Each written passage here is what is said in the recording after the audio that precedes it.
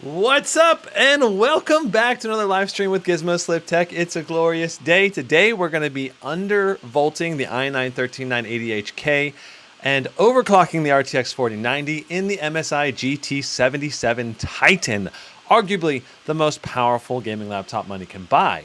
That said, some mixed results in the first initial day of testing. I was a little disappointed about especially the power limits that we got in the long power limit under extended duration tests, and the results were just about the same as what we got with the SCAR 18 and Strix G18. That said, we do have undervolting in the i9-13980HK with the GT77, and that should dramatically boost our performance. So today is all going to be it's going to be basically a tutorial on how to undervolt and overclock the GT77, and it's also going to be on why you should do it, explaining what it is, and we're going to go step by step on how to basically take advantage of this beast. The one thing we're not going to do today, though, is raising the power limits too high. We can adjust the power limits. I've gotten to that point, but what I've found is that we still reach thermal throttling with the GT77. At least I haven't turned the undervolt all the way to max yet. We're going to try to do that today.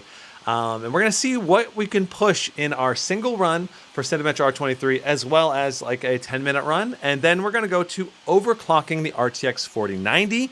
And we're going to go through several iterations of that, as well as show you my methodology behind how I overclock my gaming laptops.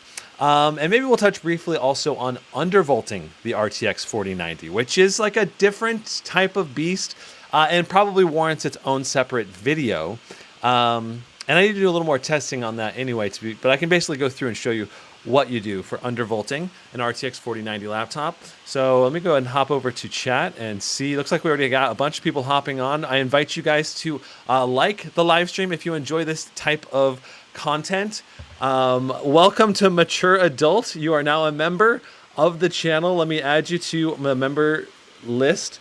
There will be a form that you guys will be able to fill out coming up here in the members only section on the community tab. And that's going to basically put you on the wait list. And I'm going to do it according to the sign up order. But thank you so much for becoming a member. It helps support my channel. That's what the focus of the memberships are.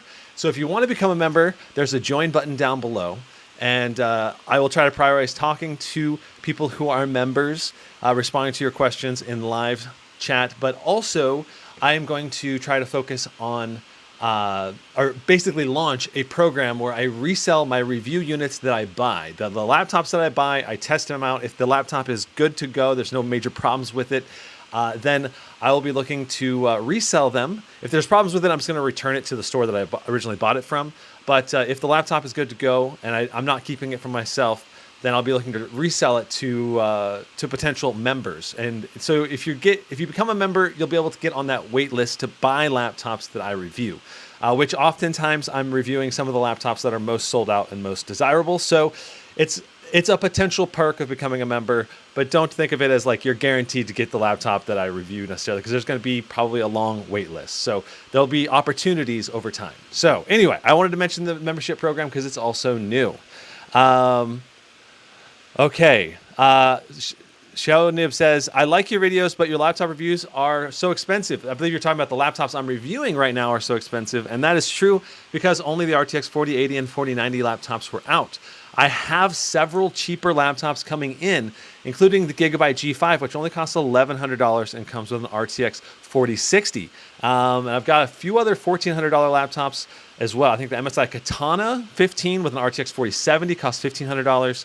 And then a Strix Zephyrus G16 for $1,449 with an RTX 4060. So those three laptops are coming in. They'll be much more moderately priced.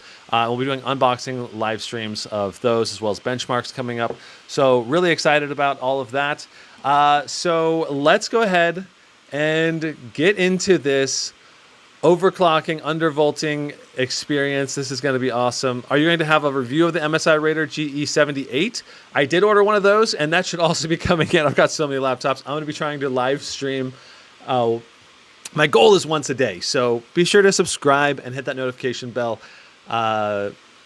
if you don't want to miss out. I'm not going to be guaranteed I'll be live streaming every day, but that's my goal, is to be able to live stream. Some days I just get too busy working on other things.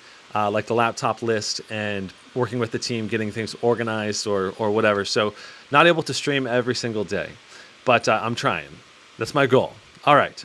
Britt Allen, what's up? I'm doing all right. Okay. So can you see yourself using the GT77 as your main? I've been thinking of switching out of my desktop for this. The main thing about the GT77 is the display has a slower response rate, which is not great for esports games. That's the one thing. I love esports games, and I play them almost daily, not necessarily every day, but I love Apex Legends, and I do play that very frequently, and I noticed that the response rate just wasn't as competitive. I really want a QHD 240Hz display, and right now the GT77 is supposed to have that option coming out eventually, but right now it's not out, so that's my biggest thing holding me back from using the GT77 as my main laptop. But this display is gorgeous, obviously getting some excellent performance from this machine, and the opportunities you have with the GT77 for raw performance is absolutely insane.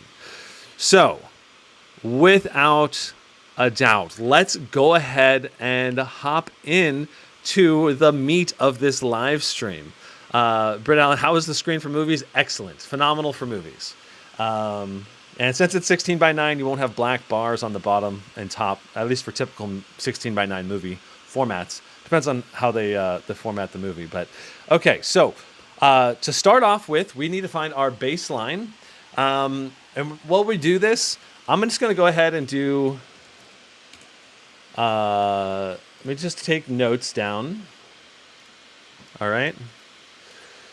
And we're going to do a series of 5 runs as our baseline. You could do a 10-minute timed run as well.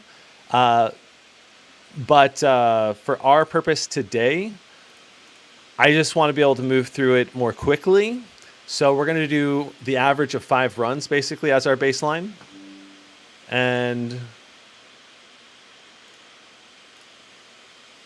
so, okay, so we're going to do our first run. So right now, what we have is everything is set to stock. All right. We are in extreme performance mode with the GT77. Let me turn the screen brightness down just a little so the camera doesn't get quite as blown out. Don't have to do that with many laptops, but this one you do because it's so dang bright. Our GPU is set to no overclock. Our fan speed is set to cooler boost, which basically means max fans. And we're set to extreme performance, which is going to be the highest levels of performance that you're going to get out of the box. Now, if we bring down to our voltage offsets, you can see we have 0 voltage offsets. This is where you would see if the CPU was undervolted. All right. And so we have a 0 voltage offset across the board. And let's just go ahead and do a series of 5 runs and establish our baseline. So the biggest thing you'll notice is that when we're pulling this package power, we're pulling up to like 187 watts, and the total watts you end up pulling through the system is pretty similar. But when you do an undervolt, the biggest difference is going to be your average clock speed should go up as the processor increases in power efficiency. That's the goal of doing it. So we got 33. Wow, we got 33,000 out of the box. Wow. So it's 3310. Was that right? What? That's pretty crazy, actually. I'm surprised it got so high. Maybe because we only had like 32,000 the first day. That's a bit surprising. Okay, this one's gonna start going down because our clock speed's going down. So 31,678 for our second run. 31,678. But that shows the raw power of the CPU, at least in a short-term boost, is pretty insane on this system just out of the box. Without any tuning, without any adjusting, it's pretty incredible. 31,085, 31,385, I believe so it was.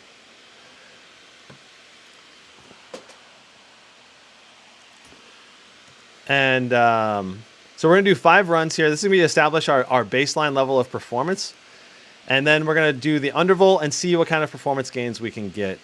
I'm actually really impressed with that first run at 33,000. So 31,011, 31,011, 31,011. And our last run, let's see what we get.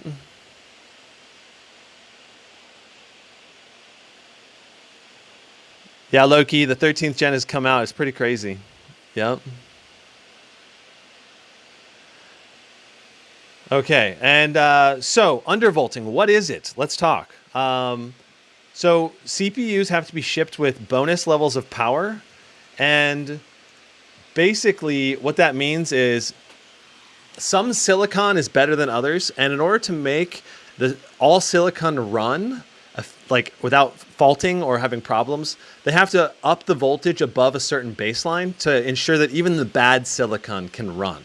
Well, in this scenario, the idea is that you're undervolting because you maybe have better than average silicon, and many people will have above average silicon, and you're going to be able to reduce the power going into the CPU, and that's going to basically increase the efficiency at which it can run. Now, some of the lower level silicon is going to start failing when you start reducing the voltage. But for example, we have an i9-13980HX in this laptop, which is basically the top bin silicon for these type of chips. So we should be able to theoretically undervolt better on average than your typical i9-13900HX, at least in theory. Not necessarily. You may still get lucky with an i9-13900HX, but basically, the fundamental principle of undervolting is increasing power efficiency. And then the follow-up key is when you increase the power efficiency, you're able to increase the average clock speed at the same level of heat generation. So if, let's say, we're being thermally throttled like we are in the GT77, right now, you know, that thermal throttle ends up preventing us from continuing the performance curve higher by just increasing the efficiency with the same level of power going through the CPU. You get higher clock speeds and therefore theoretically higher levels of performance. Undervolting can typically provide anywhere from like 3% up to like 10 or 15% gains in the extreme high ends, typically. That said, these processors are more power hungry than previous generations because we have so many cores and so many threads. And I'm curious what levels of undervolting performance gains we can get with this generation. It may be higher than previous gens or lower, depending on how aggressively Intel has tuned everything. So, okay. Noctis Lucia says 13th gen gives very high default voltage, so you can undervolt a lot and still can run. Okay, I believe that's true. All right, so the steps to being able to undervolt. Okay, I'm going to show them. I'm going to write them on the screen here so you guys can see them. All right, so the first step. Let me get repositioned here. The first step is going to be disable core memory isolation. Number 2, disable virtual machine platform. So what you do to disable core memory isolation, you just type in core, you click search in your Windows settings. All right. And then the core isolation settings come up and then you just click disable. So that one's really, really easy. Disable virtual machine platform or potentially hyper virtualization, Hyper-V. Basically, to do that one, you got to go to your, you want to turn Windows. So I just typed in turn WI into search, and it comes up with this turn Windows features on and off. You click that, and then inside of here, you'll have the option to disable or enable virtual machine platform. Okay, so you can check that on or off. And once those two things are disabled, Intel XTU is going to start potentially letting you change some stuff. Intel XTU will start functioning. So that's the next potential option. You can download Intel XTU. Now, you're probably not going to be able to undervolt because MSI locks that down in the BIOS. So if you want to adjust power limits, you do that with Intel XTU. Okay? So so basically, Intel XTU can then be used to adjust power limits and sometimes undervolting. Not all the times. It depends on the manufacturer. Okay, so like Razer lets you do it right there in Windows. MSI does not. You have to go into the BIOS. Asus does not. You have to go into the BIOS. So if Intel XTU or throttle stop does not work, so throttle stop's another option. I'm going to put that in here. Throttle stop can also be used. And I'm not going to be using that today or talking about that, but I just want to mention that throttle stop is an option.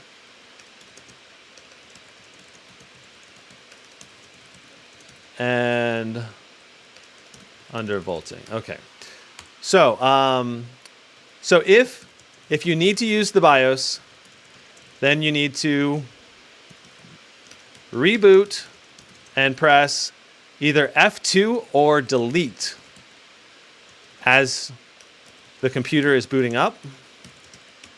And then you may also need to use, you may also need to unlock the advanced BIOS options.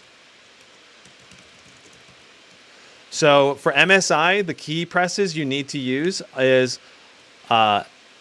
left Alt plus F2 plus right Control plus right Shift. You have to press all four of those keys at once in order to access the BIOS options.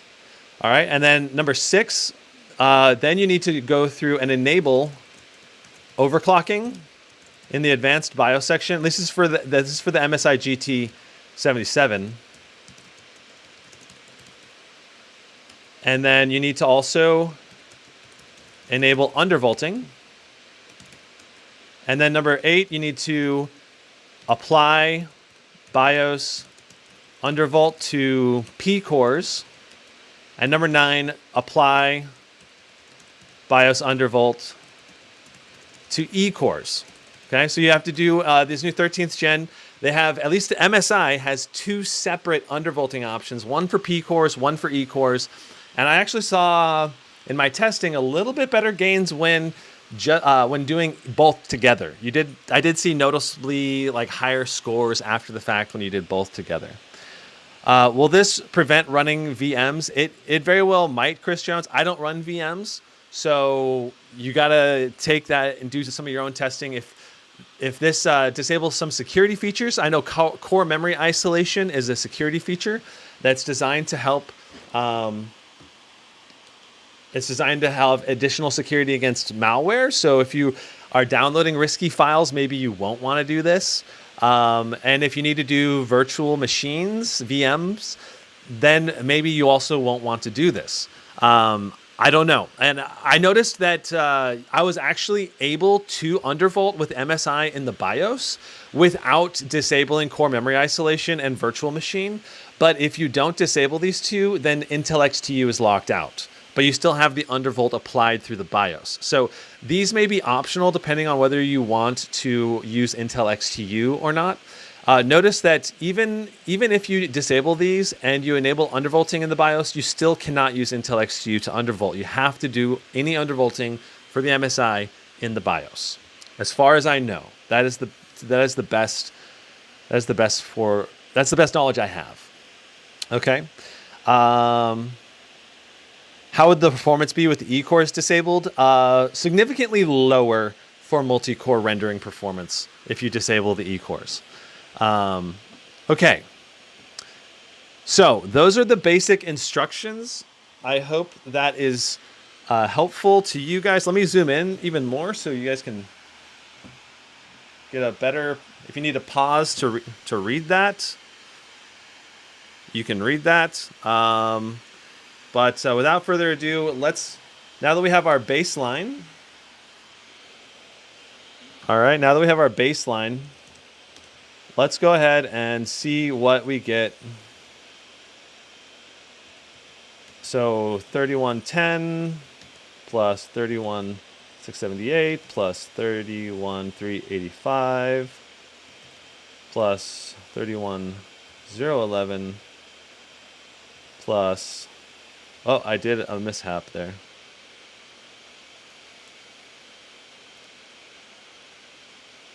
Oh, no, I didn't. Okay.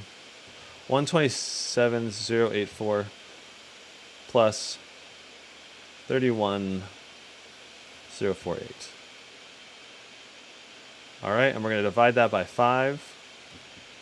So our average, without undervolting right now, of 5 runs is 31,626. All right, so that's our baseline for our CPU. Okay, and let's go ahead and get our baseline for our Timespy. Okay, so we're going to do a Timespy run with no overclocking, no CPU undervolting, and we're going to see what we get.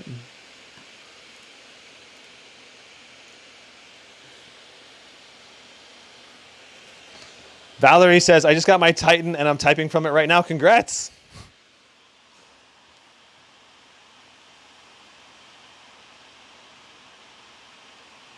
It's always exciting getting your new laptop. How do you like the keyboard and the screen? It is just incredible. How much degree temperature to get low when used under voltage? So that's another advantage. If you want to run the same voltage level or same clock speed level and you undervolt, then you may see reduced overall temperatures from undervolting the CPU. So this could be a really big advantage to someone who wants to run their laptop with quieter fan noise, but have a little better performance in that quieter fan noise profile. Especially if you're undervolting the GPU in particular. I think that's probably where the biggest advantage comes in, because you can get still really good GPU performance when you undervolt laptop GPUs, but then the wattage may be reduced by 10 or 15 watts, and that can help reduce your overall heat profile output or whatever. So, okay, so we're going to run Timespy. Let me go ahead and pull up Afterburner. So we have that going.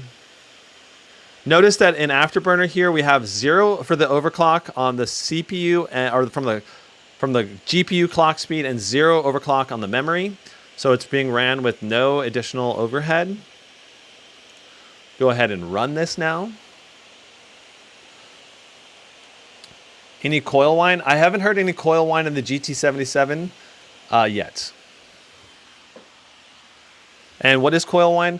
Coil whine is when electricity goes through the motherboard or the VRMs, and it basically ends up causing vibrations as it goes through the coils in those VRMs, voltage regulation modules. So coil whine can show up later on after owning the laptop for a while, or it may show up initially, but as the coils get worn in or whatever, the coil whine may go away or be reduced over time. That said, coil whine typically doesn't affect laptops very severely, but the new Strix G18 and Scar 18 series, some of those do have some coil whine. So it's been a lot of people have been talking about coil whine much more often lately. Okay, so looking at our stats, you can see that we're pulling 60-something watts to the CPU, doing 5.2 to 5.6 gigahertz, but really we're focusing on the GPU. Without an overclock, we've got our base clock speeds at 2200 and 9000 here. And our wattages are about 170 watts to the GPU. And now notice also our clock speed does drop below 2200. It gets down to like 2150, maybe even 2100. And after we overclock this sucker, I'm expecting the clock speeds to be in the 2300 range for the GPU. And hopefully after undervolting the CPU, we might see slightly lower wattages and maybe slightly higher clock speeds, maybe 100 megahertz higher on average for the clock speed. We're not going to be fine-tuning the gaming performance of the undervolting, basically. For undervolting the CPU, we're mainly going to be focusing on the CPU-only workloads like rendering videos and stuff like that. But undervolting the CPU can also reduce your overall temperatures that the CPU puts out. Notice our CPU temps are jumping between like around 55 to 65 here, depending on the time and what it is for how much wattage is going through the CPU. No, I mean, Timespy is not really a CPU focused test.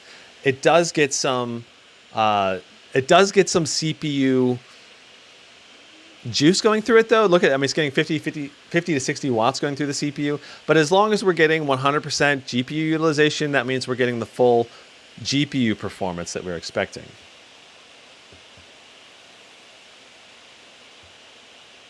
SSDs can have coil whine while under load too. Interesting. What do you? Yeah, I think any electronic components in the motherboard can theoretically have coil whine as long as there's high amounts of power going through it.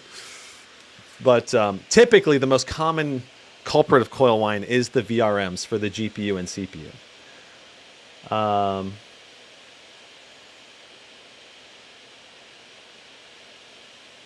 Valerie says the GT77 is actually thinner than I expected, and numpad is small. Keys are great overall. Yeah, the number pad and the arrow keys are a little small, but they work really well, I think. And the actual keyboard spacing is phenomenal. And the shunk of the keys going down on the GT7 is just a thing of beauty. It is so beautiful, and the display is just gorgeous to look at as well.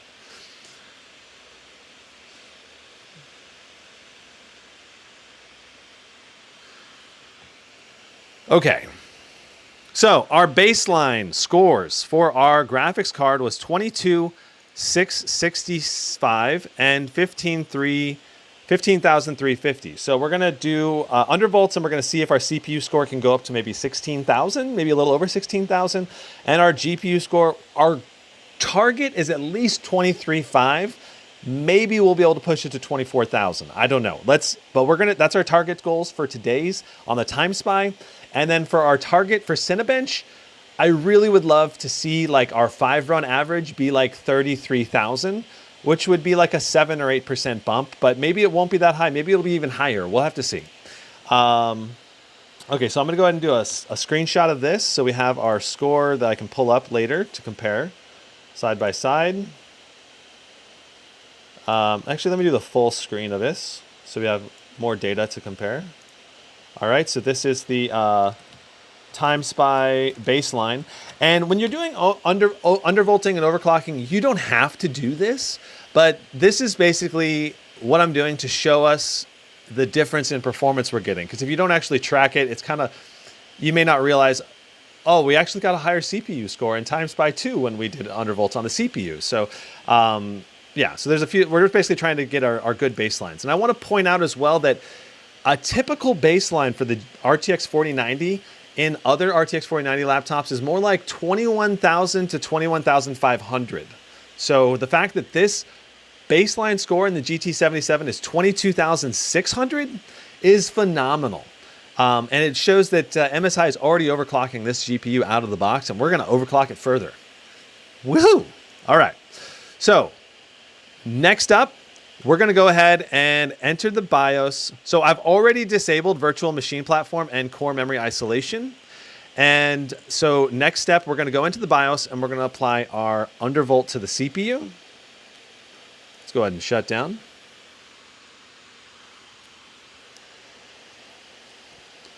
Snack Me, you don't have to get RTX 4090 laptop necessarily that's all decked out like this one. The cheaper RTX 4090 laptops are actually, there's an HP Omen with only $2749 for the baseline RTX 4090. That's the cheapest one I've found. Though that only has a full HD screen and an i7 processor, it's still 175 watt RTX 4090 as far as I know. Okay, so let's go ahead and show you the steps to getting into the BIOS. So I'll back it up even further. All right. So when you press the power button, okay, you're going to want to start tapping the delete key. All right. Especially as the MSI logo pops up, that's when you can get into the BIOS. Now, out of the box, the BIOS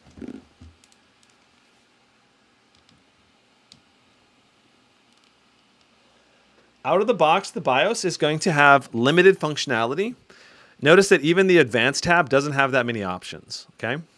Now, what I'm going to do is I'm going to press Alt F2. So Alt F2 with this hand, and then Control Shift. And then all of these things are going to change. So as I do this, you'll notice there'll be a bunch of things that pop up. So Alt F2, right Control, right Shift. So left Alt F2. You have to do the right ones. You can't just do the other Alt. Okay, so left Alt F2, right Control, right Shift. There you go. So now we got it to pop up. So we have a bunch of other additional BIOS options now available.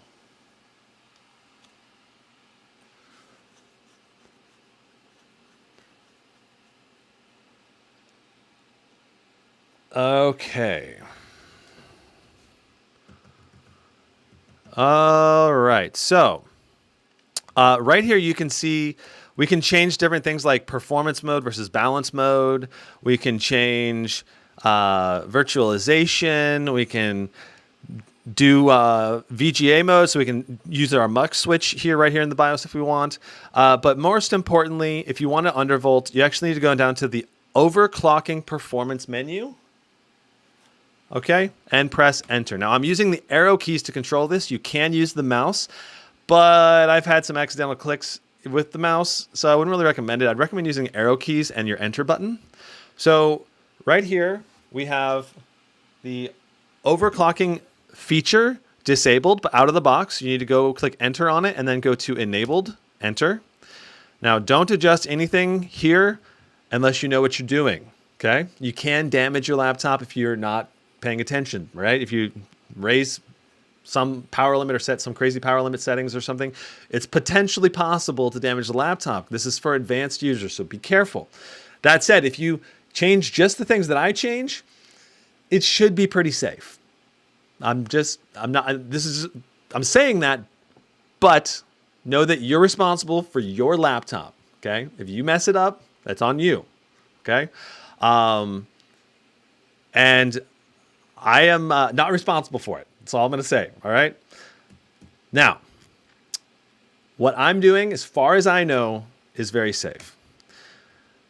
We're going to go down to, so I don't know if you saw that, but I clicked on processor right here in the BIOS. Then right down here, P core voltage offset.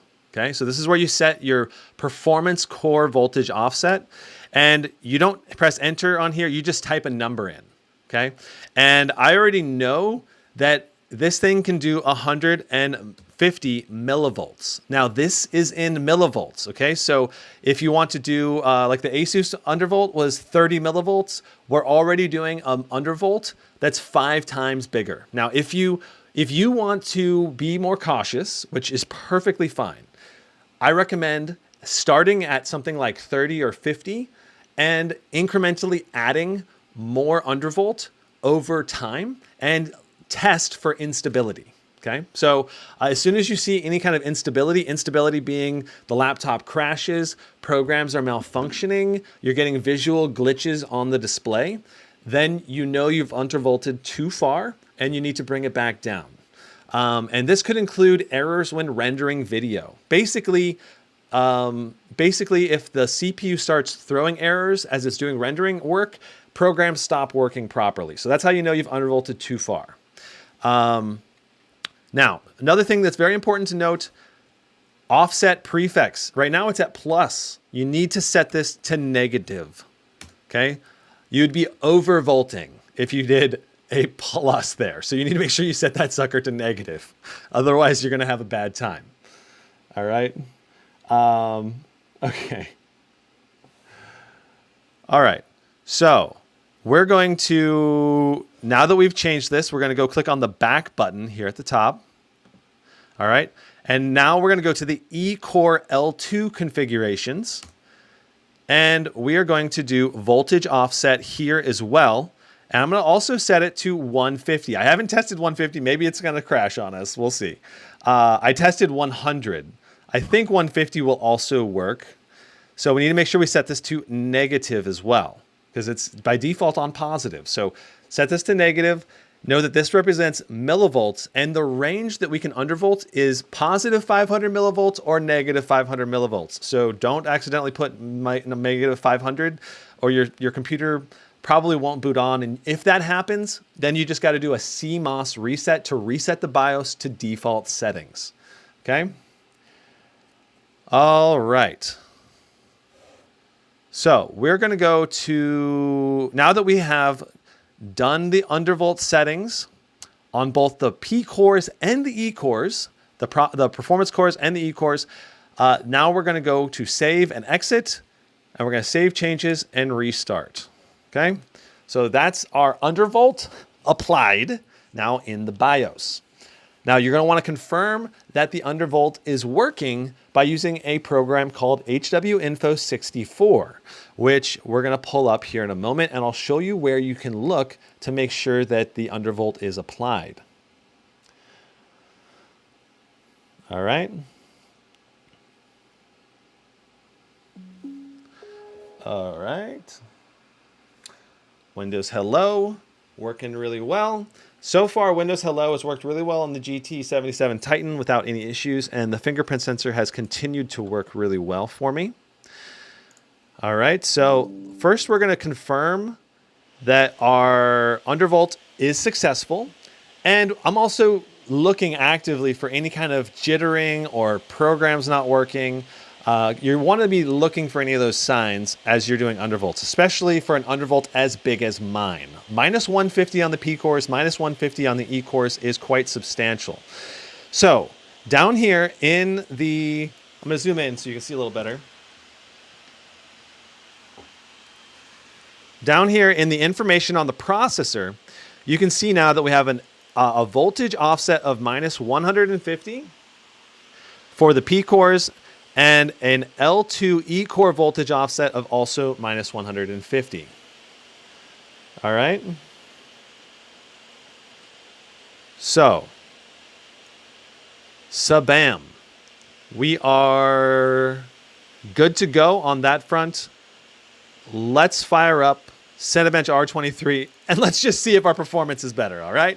We're going to do a 5-run bench average and check it out. Yeah, I would not be surprised. Noctis says, I've seen a GT77 undervolt to minus 200 millivolts, and it can still benchmark and game. Yeah, I wouldn't be surprised if we can go that high. Would not be surprised. Yep. Okay. So let's go ahead and see what we get for our first run.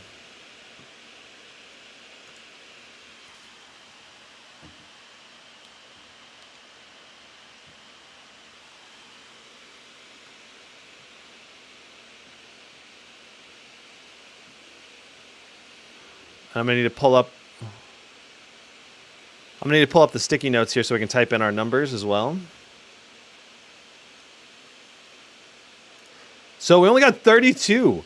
What the heck? Let's just make sure that is nothing open right now. And that's interesting. That is very interesting. Okay, so service network host was taking up several percent of our CPU there. Application frame host. Let's let the applications kind of download, make sure nothing is going on in the background taking us up.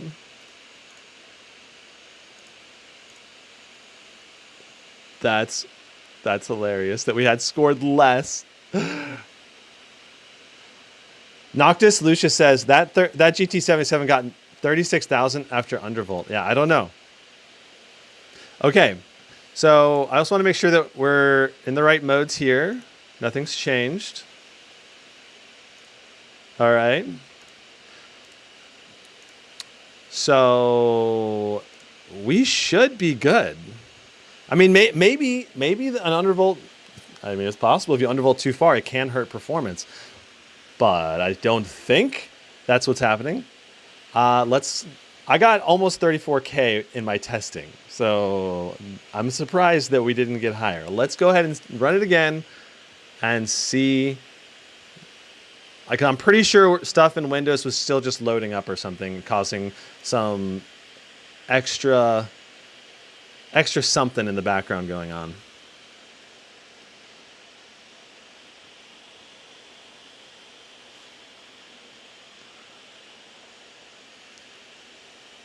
All right.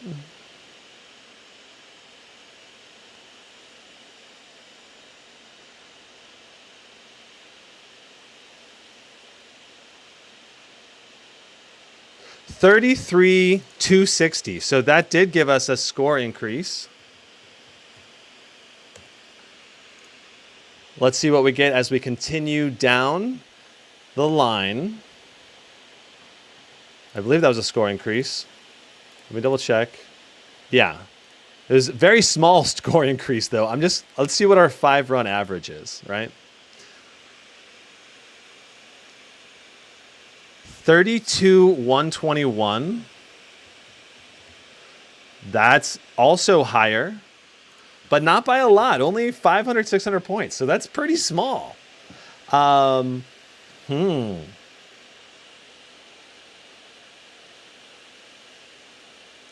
Undervolting helps avoid throttling in longer runs. Yes, that is true. You're going to see potentially bigger gains in like a 10-minute run. 31,693. So again, all of these runs so far have been higher than our non-undervolted score.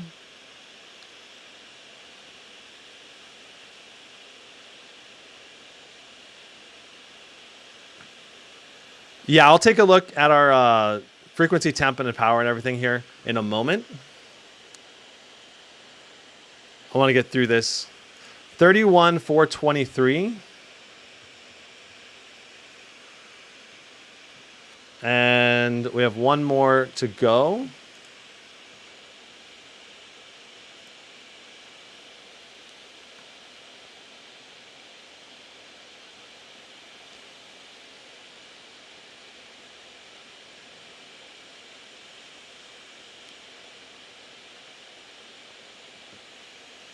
$31,249.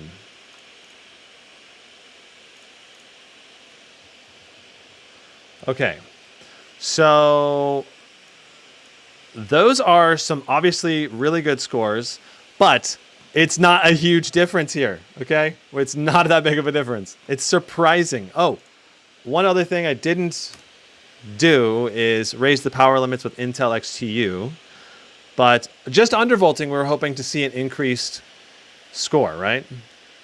So the undervolt, so the power limits for the CPU are already set to 220 and 220. So I guess they held over from my previous settings, or that's what MSI automatically puts them to when you go into this overclocking mode. Interesting. These are interesting results, right? These are smaller gains than I was anticipating for sure. So let's try a 10-minute run and see what we get, all right? Because that's more likely going to give us a better idea of overclocking or undervolting potential. Noctis says, yeah, weird score. Disabling Windows Defender can also increase Cinebench scores? Potentially. What's up, Mike? Yeah, we can pull up.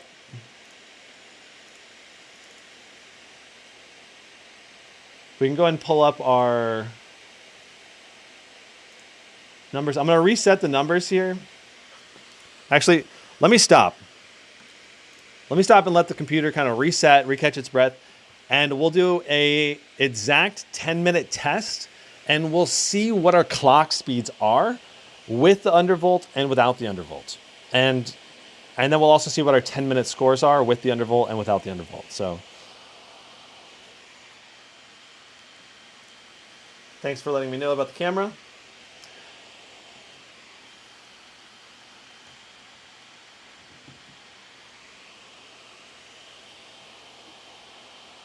Is this a normal or debloated Windows install? This is the MSI stock install.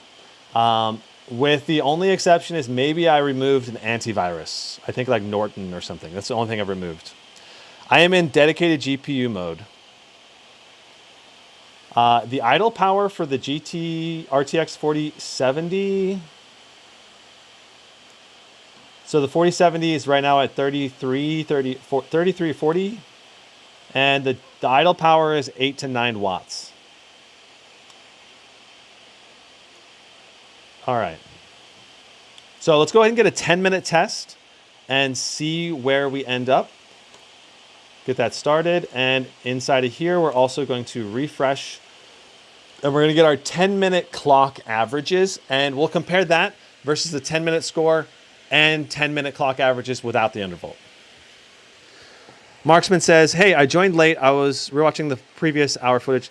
Can you let me know if the change ring setting in the BIOS also, or just processor and E-core? You'll have to go back to the BIOS section if you want to see all the different options. Yeah, there may be other options. I know there are a lot of options in the BIOS, including changing like what temperature causes the throttle. Right now, I think it's at 95 degrees causes a throttle, and that is one downside of the GT77 is that we do hit a thermal throttle at 95 degrees, even with the undervolt. So it's a little disappointing that we're running into that. And I'm guessing that if we were to be repasting this with something like liquid metal, we probably would see improved temperatures and likely improved performance. So very interesting. And I did confirm that MSI is not using liquid metal. They're using a thermal pad, which is an interesting design. I don't know. So SD0 asks, would you buy a Blade 16 or the Asus Scar 16? I would go with the Scar 16 because of the 240 Hz QHD is a better resolution for me. Yeah. Brian asks, is performance mode on? Yes, it is. And is the laptop raised on a stand? It is raised in the back on the power adapter right now. So it's got about an inch clearance underneath the power adapter. So we are 8 minutes in, and our clock speeds are averaging at 4.19 approximately across all of the P cores. Our E cores are at 3.45 at the a little bit past the 8-minute mark. It'll be very interesting to see what we get further into the test, because now we're averaging closer to 4 gigahertz now that the lower power limit has kicked in at 135. That's one thing I've noticed, is that past about 2 or 3 minutes in, we end up with a lower power limit of 135, even though we're not thermal throttling anymore.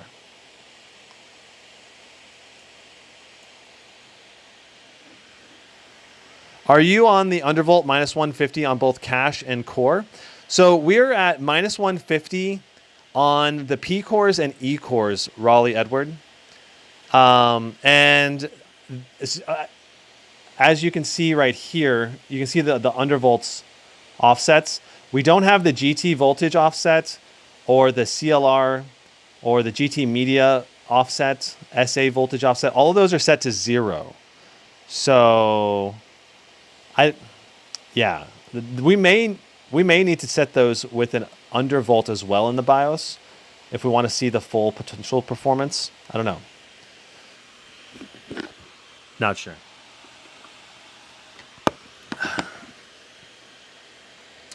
Martin says, hello for the first time. Your live streams are perfect. Greetings from the Czech Republic. Welcome. I have been to the Czech Republic. Wait, have I? I think so. Yeah. I went to Slovakia, and I believe I briefly drove through the Czech Republic. So, all right. The GT is the iGPU? Okay, that's good to know. What about this CLR voltage offset and the SA voltage offset? Do you guys know if we need to be undervolting those as well? I'm curious.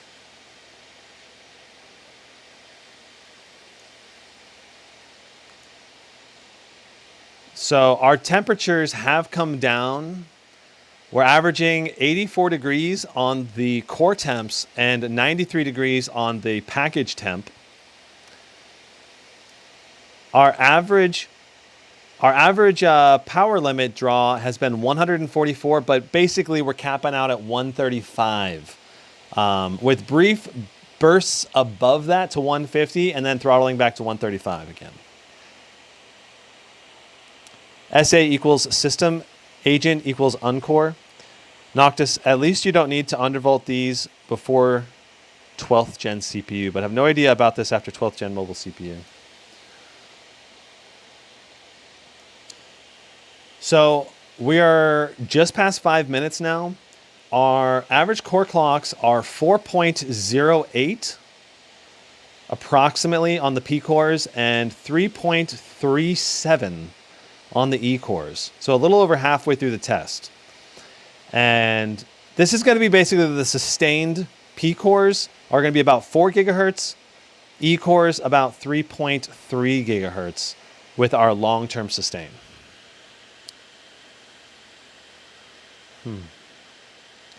Marksman says, I'm curious if average temps 80 to 90C is okay when gaming on silent mode. Sometimes I find the fans too loud. I'm scared it wears down the hardware. I should always run fans to get it down to 60, 70. For the CPU, going to 80, 90 degrees is totally fine. It's designed to go up to 100. And it's specified by Intel that up to 100 will not damage the system. Okay, you're not damaging the system. It's designed to run for an extended period of time at 100 degrees. The NVIDIA GPU is not designed to go past 87 degrees. That's why it throttles at 87. So the NVIDIA GPU, you ideally want to be, for both the CPU and GPU, I prefer to run them below the thermal throttle limit. So that way I'm not going to be thermal throttle stuttering. That's the key in my opinion. I want it to be at least 5 to 10 degrees below the thermal throttle limit, so I avoid any of those stuttering issues. Now, some games won't stutter with thermal throttling. Some will. It depends on the game. I don't know. It's interesting. So, yeah.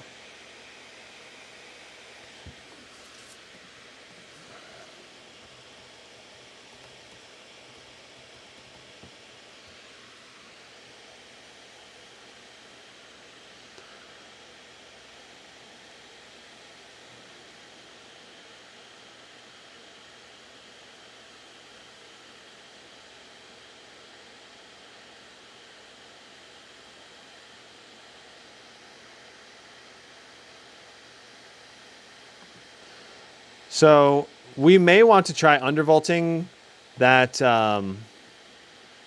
We may want to try also undervolting our SA if we can. The uncore, basically, the cache. So we'll see. We're basically figuring this out, and I'm open to feedback and suggestions from chat. So.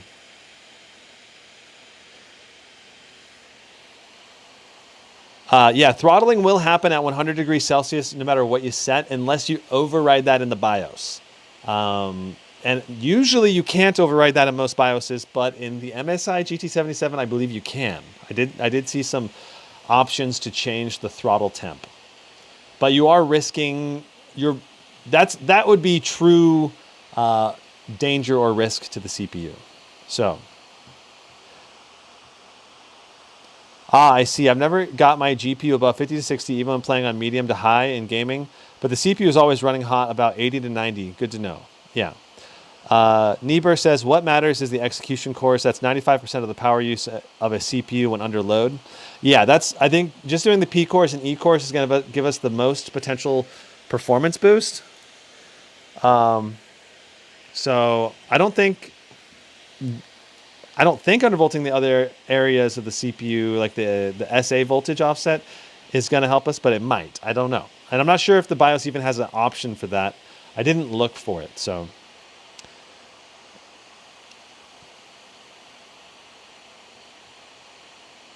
If you undervolt the cache, you may have to set a lower max cache ratio because it could cause a lockup on the 12th gen. Okay, gotcha.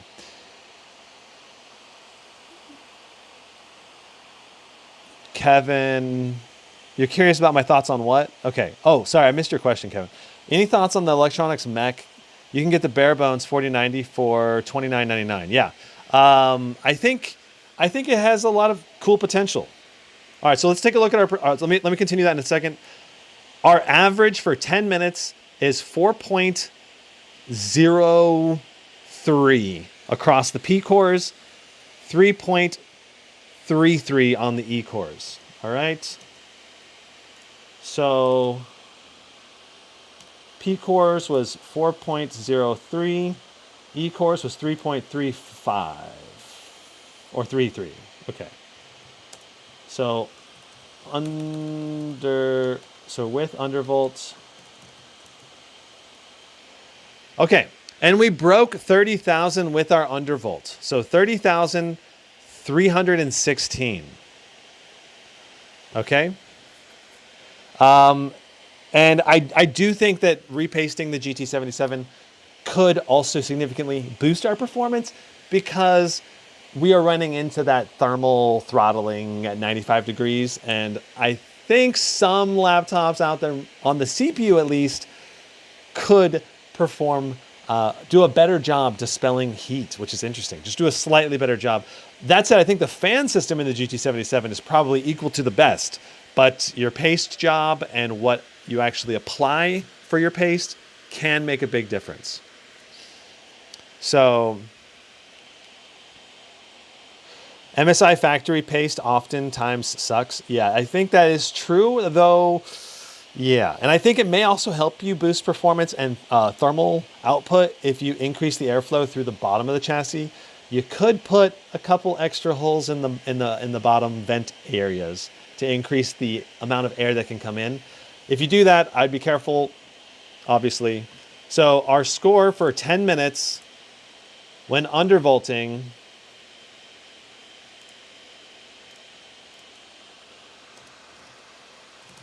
was 30,316.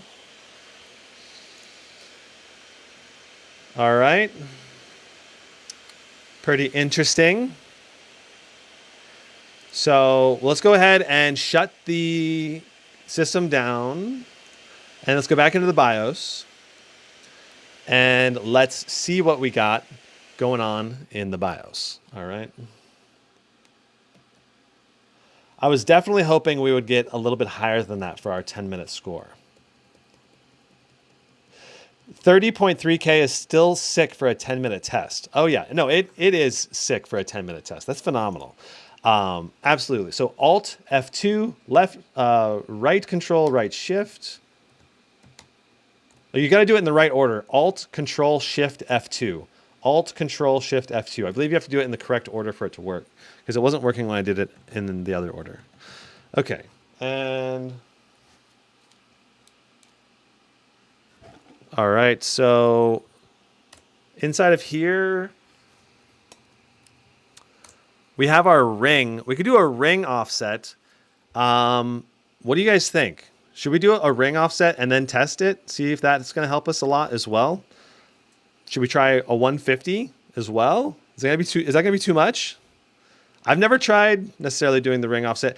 In the past, I think undervolting and Intel XTU does all of the different types of undervolting at once. So maybe we should try to also do this ring voltage offset and see if that helps boost our performance before we go back to our baselines.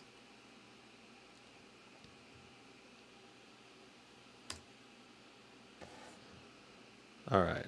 Well, let's see if we run into any issues. So we got a minus 150 on the ring, core, P cores, and E cores. Now.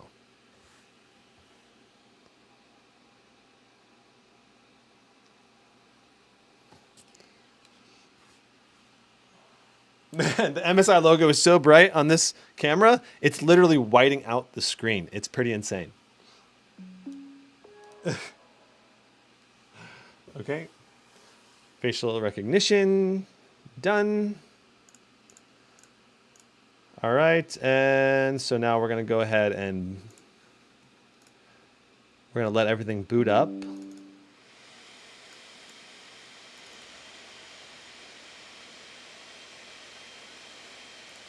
Oh, I'm an idiot. I gotta open the right thing.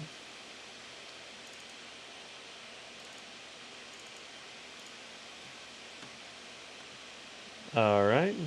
So we don't seem to have ran into any issues. Interesting that Intel XTU is not showing any kind of undervolt here.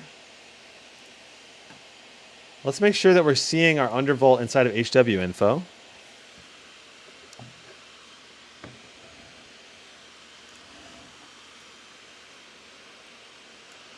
Okay, so now we have our CLR, which includes our ring at -150, our E core at -150, and our IA voltage offset at -150.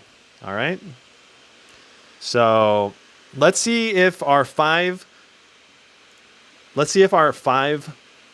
run averages are a little bit better now.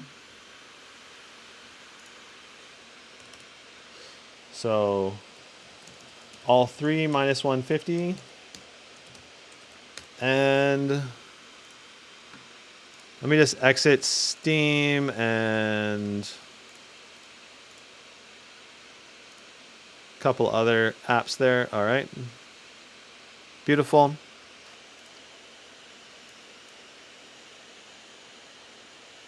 Okay, so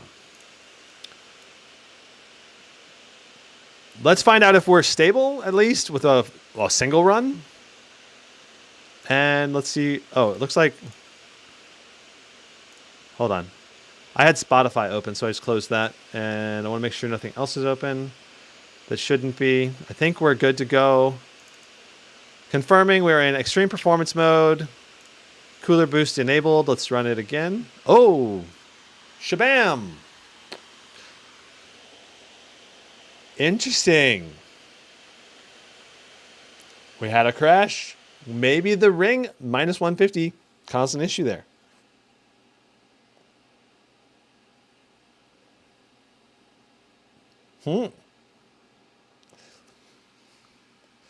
First crash of the day probably will not be the last crash of the day.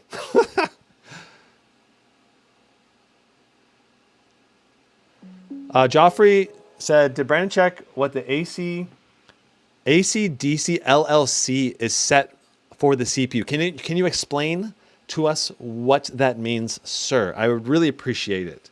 I'm always trying to learn, and I don't know everything. So I always want to continue expanding my knowledge. So if you give me the context around that question, we can also check that. So let's see. We should our HW info should still be running.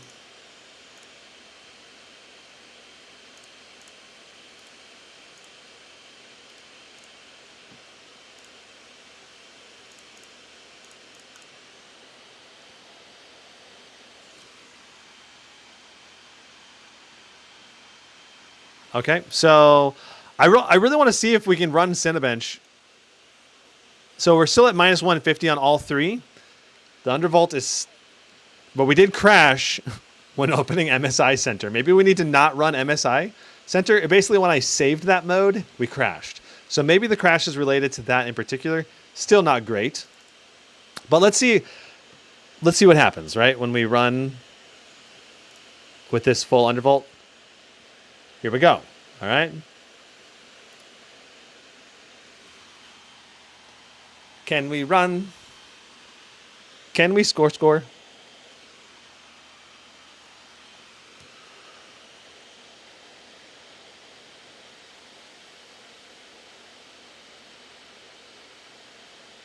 Noctis, we did disable undervolt protection in the BIOS. So I don't think that's the case. Whoa! We needed that ring. Oh my goodness. We needed that ring offset. We got 36,484 now. Okay, now we're in business. We're in business, my friends. We needed all three, okay? We needed all three. That's what we needed. Okay. So, very important. Ring impacts the cache, I believe. Let me do a little more digging into what is CPU. I got to move this cable. Hold on. what does CPU ring do?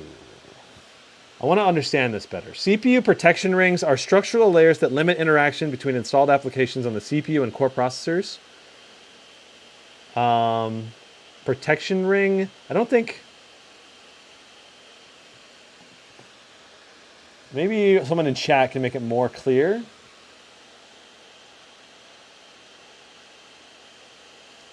But wow.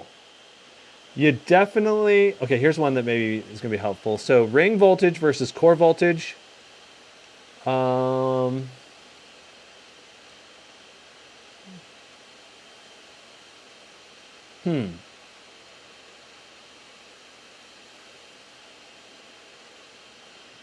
Very interesting. Very interesting. Okay, chat. I'll have to do more research. I want to learn more. I'm constantly trying to learn, so that way I know better. If you got something for me, chat, let me know. But let's do our 5-run average now. Ask ChatGPT. LOL. Ring is the interconnection between cores. Interesting. Okay. Ring is indeed the cache. Did you close Steam? Yeah, I closed Steam. Why the crash though? That's a great question. We don't know. We crashed the moment I saved MSI Center in extreme performance mode. So maybe when MSI Center tries to overwrite the settings, maybe it tries to change something with the Undervolt or something. I don't know. We need to do more testing to see if we're stable at this new ridiculous increased speeds. So we need to do a 10-minute test. We need to do some other things. All right, so let's go ahead and do our 5-run, and then we'll compare our performance. Let's do that next. And then we'll do a 10-minute run, and we'll see what our performance is then. But holy crap, almost 37,000.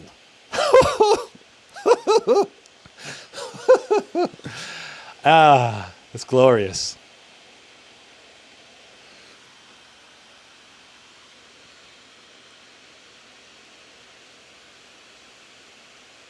$36,678. $36,678. All right. Woohoo! Maybe minus 150 or minus 80 is the sweet spot for not crashing. Maybe. It might. Or it may be something just related to MSI Center. 35,442 for our second run. So now we're seeing some pretty insane results.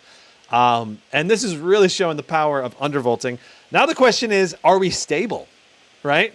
If we're stable at 150, can we go to 200? Maybe. 34,754. Nope, we're not stable. We couldn't even get through 5 runs. Okay? So it shows that we need to actually reduce our undervolt a little bit.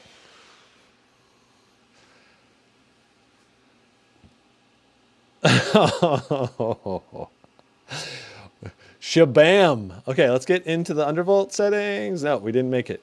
Let's try to restart. I'm just going to try shutting this machine off so I can get to the undervolt settings. We'll try minus 125.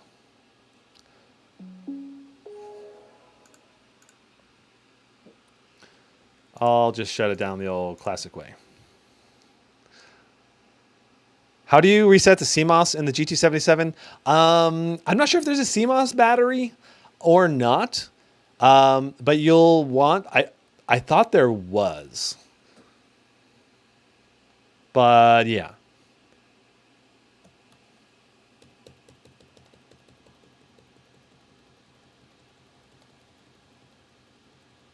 Will you brick your CPU if you undervolt way over?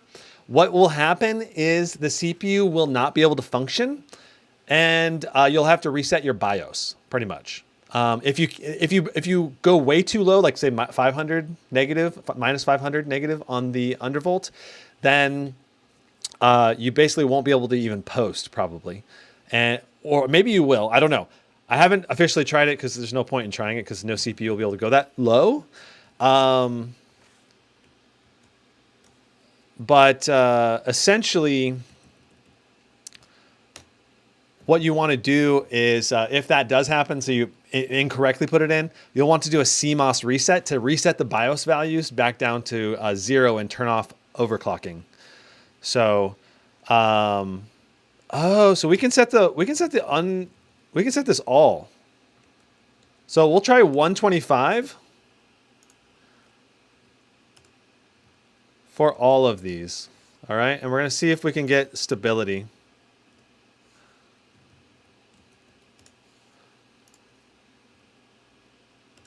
We can even do the GT voltage offset too. Though someone in chat was saying this is just the integrated GPU. If we change the Encore voltage offset, we may run into instability as well. I mean, we saw our performance gain without changing the Encore. So maybe we shouldn't. Maybe we should do a lower amount on this one or something. I don't know. We'll try, how about 75? All right. So we're at 125 for all of them, and Encore's at 75. Let's do GT at 75 too. All right. And honestly, these could probably be 150 still.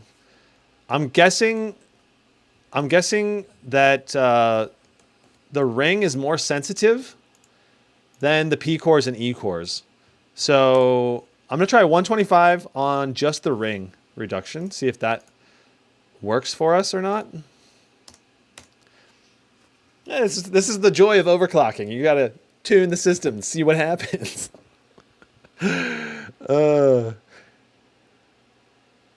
GT option 2, Encore option. Yeah, there's a lot of options.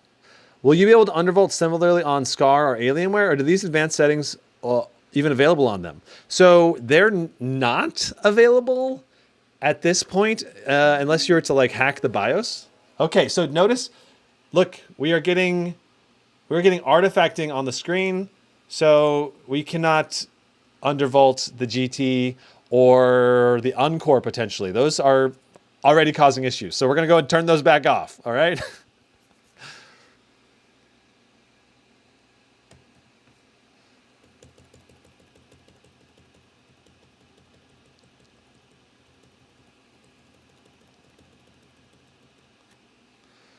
So Alt, right control, right shift, F2.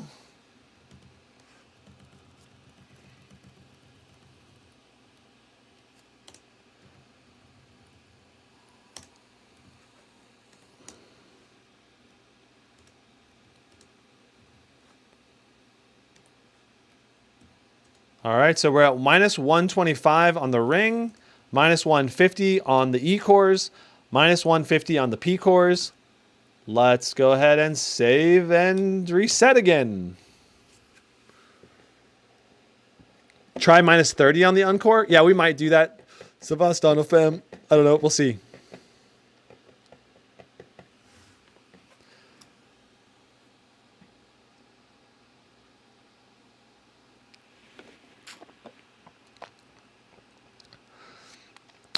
Okay, so regarding Alienware, I believe you're going to be able to at least undervolt somewhat. Repairing disk errors. Uh-oh. Because Windows crashed on us before I could shut it off, I think. So that's why it's going into this. It's not a serious issue, I don't think. Should boot into Windows pretty quickly, hopefully. Usually those don't take very long to fix. We're doing it live.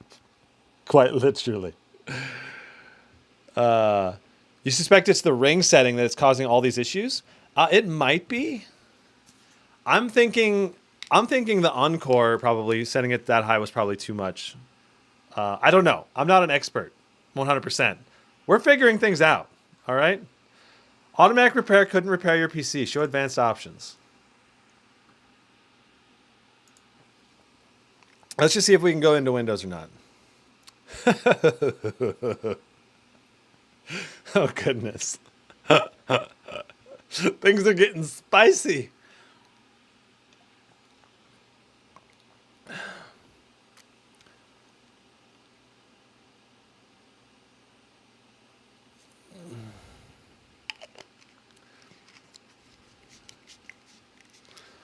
All right, so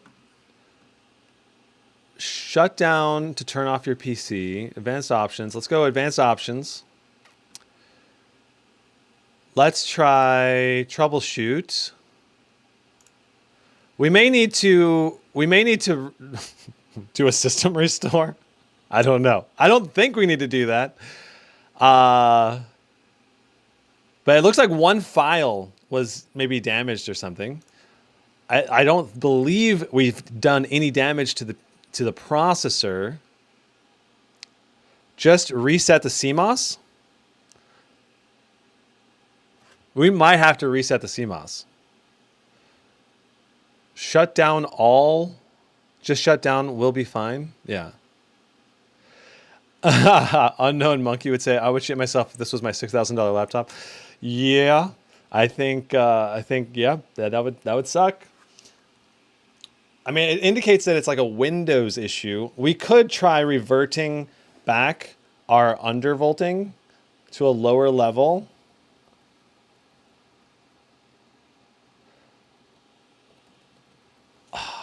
So it's not letting me get into. I'm going to try to force the PC off.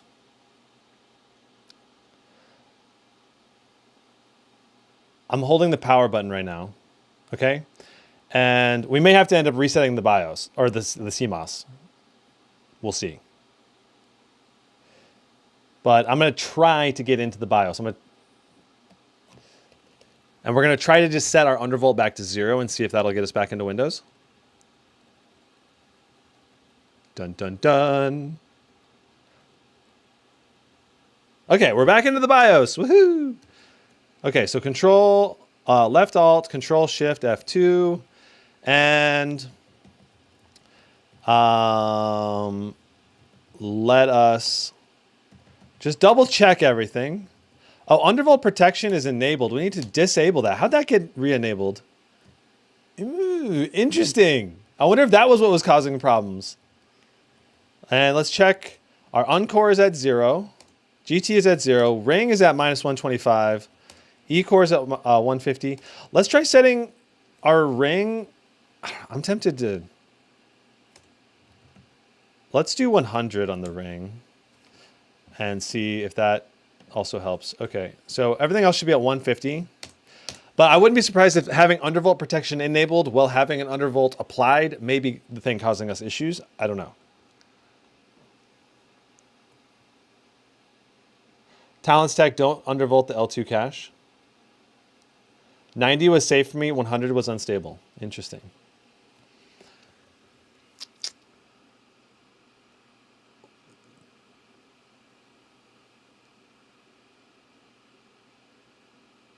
It's interesting that the Windows install seems to have been damaged. Interesting. Press advanced options to try other options to repair your PC. All right, let's try to restore MSI factory settings. Well, I don't want to have to do a complete reboot. Let's just try turning off all of the undervolt and all of that. It all reverts because MSI has recovery mode when in crash. Undervolt protection only stops you from runtime, real-time Windows undervolting with XTUT throttle stop. BIOS undervolting bypasses that feature entirely. Okay, interesting.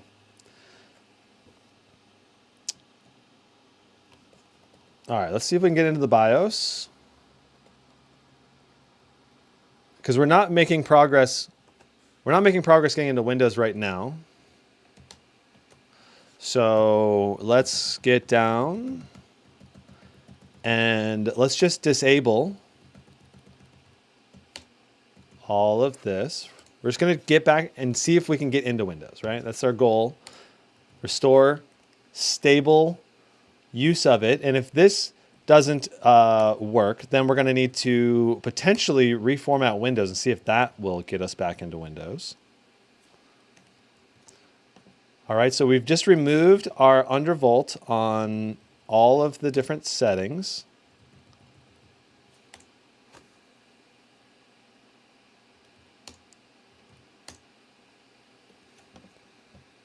All right.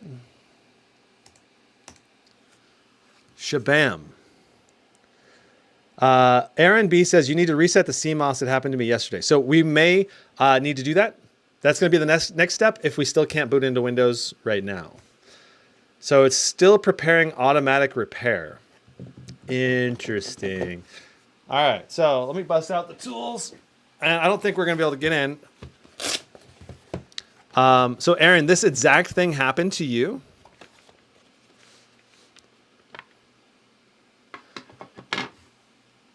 And can you clarify the exact steps for, do we have a CMOS battery in the bottom? I can't remember. I believe we are now shut down.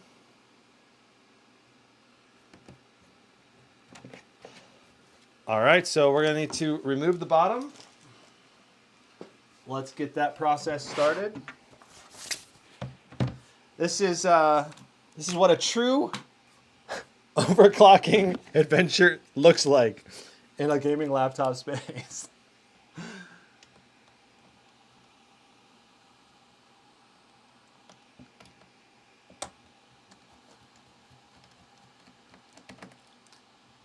Yeah, I don't. This is all very. This is fun. As long as we can get this thing back to working again, I'll be happy. You know, $6,000 laptop. I did sign an agreement with MSI that if this thing's not working, I'm gonna have to pay for it. So, but I'm pretty sure we haven't permanently damaged anything.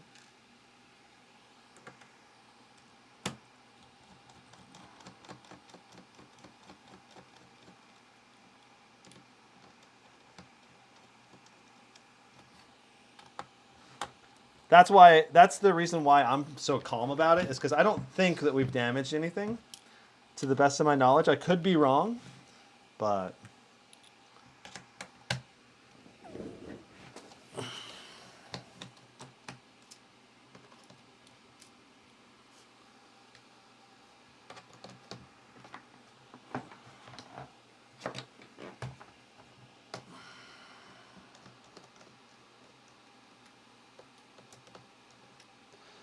I always can't get this screw to pop out. There we go. So I gotta flip the machine upside down. I think your Windows gave up. I bet my salary, no hardware damage occurred, just corrupted a Windows install. Maybe. It's possible.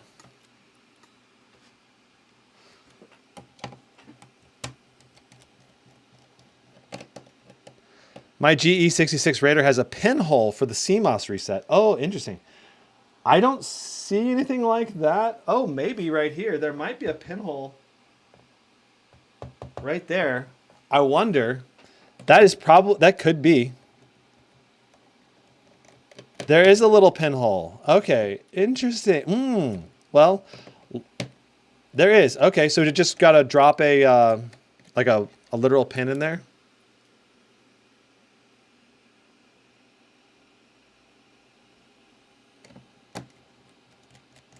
The pinhole is the CMOS reset. Perfect. Okay. Well, before I do that, let me go grab a pen.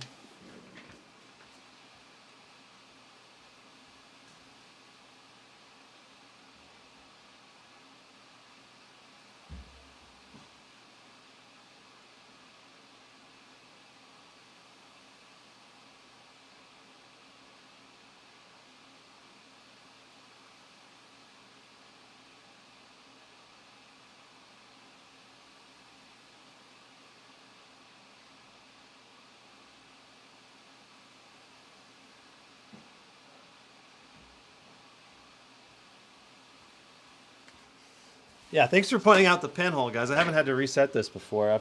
Usually I have to take the bottom entirely off. So this is actually a needle. I think that will work just fine for this. I'm going to do the back end that's not as sharp.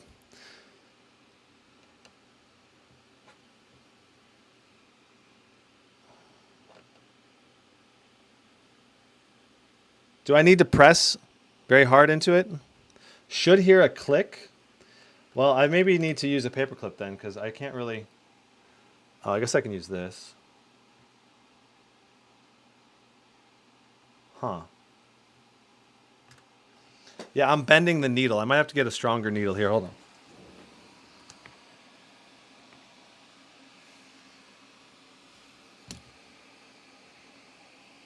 I might have a tool in this toolkit as well.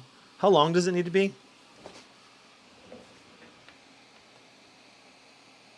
Yeah, it needs to be longer than that. Okay, hold on. You're right back.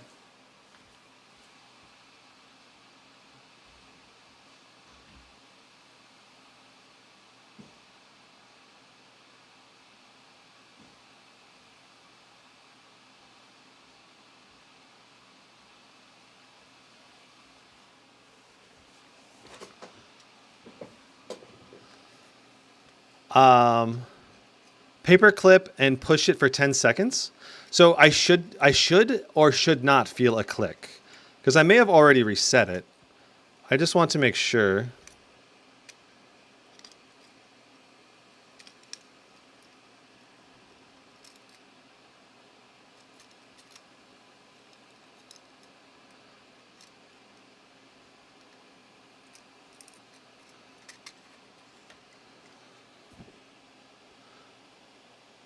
It had a button or click feeling.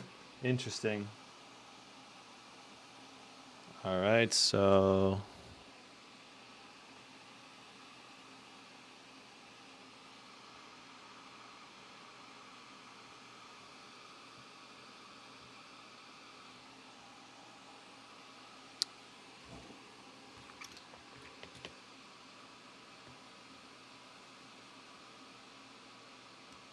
all right, well, let's see if that reset it. I don't know that it did or not. I did not hear a click, but before I continue putting any more pressure or anything like that, I want to check.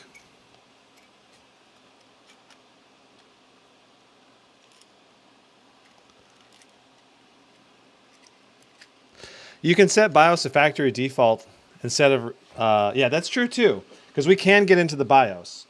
But this appears to be a Windows issue, so I don't know if resetting the BIOS is really going to fix this or not for us.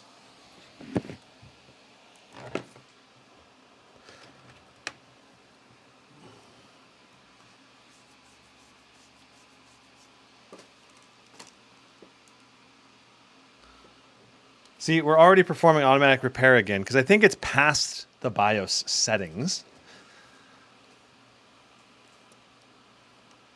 I think the next option here is just to go for a reset. Let's go to advanced options. Can we do a system restore? No restore points have been created, so we got to do... Let's try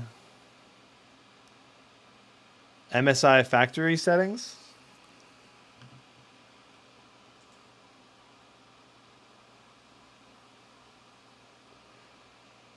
Yeah.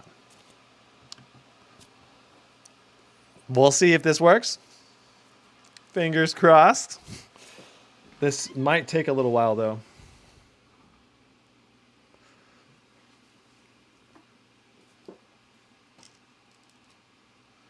I suppose the other option is that we may have been able to try to loading in with like a safe. There should be a Windows 11 safe mode, right? Yeah, safe mode with networking probably would have been the next best bet. Actually, I should have done that before this point. I don't think I can cancel this at this point. I already hit go, so safe mode would have been the better option.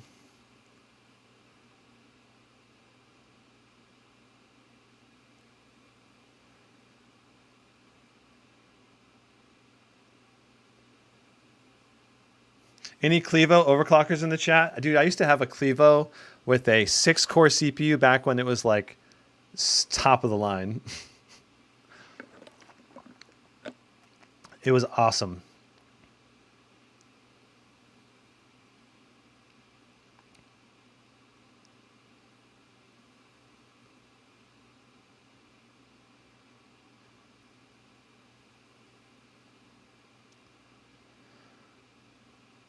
Recovery system, is that a BIOS thing or is that running off of a partition hard drive built with the MSI preset? Yeah, it's running off of the partition, the recovery partition right now.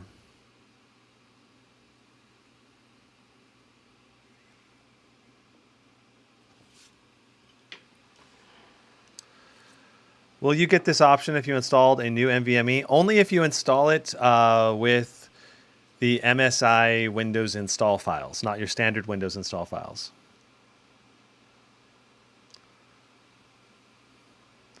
Lee Oliver says, still waiting for my Strix Scar 16 RTX 4090 PIF. Yeah, dude, I know. I'm waiting for my Scar 16 too. It's too bad, huh? Would undervolting the Scar 18 to -30 cause CPU to live longer since it won't cause higher health temps? I think it likely would.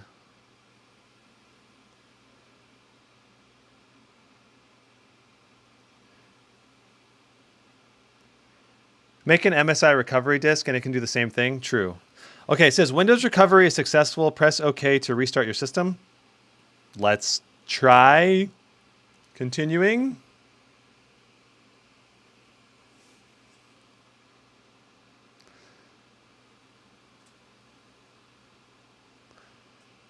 Dun dun dun.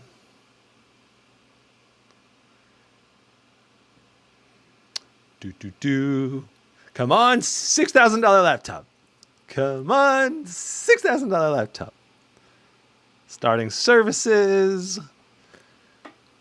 Getting devices ready. This is progress. This is good.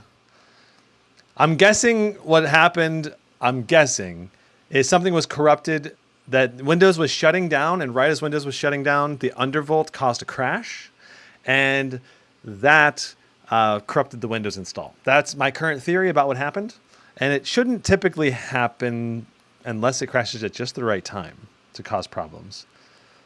But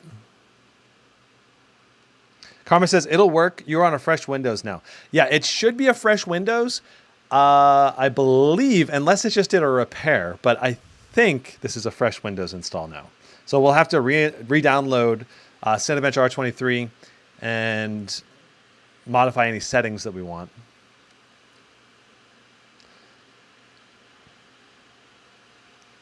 Back to breaking a 37,000 benchmark. That's my goal. I really wanted to get over 37,000, okay? We were at 36. We were at like 36,800 or something, right? So we were almost broke 37K.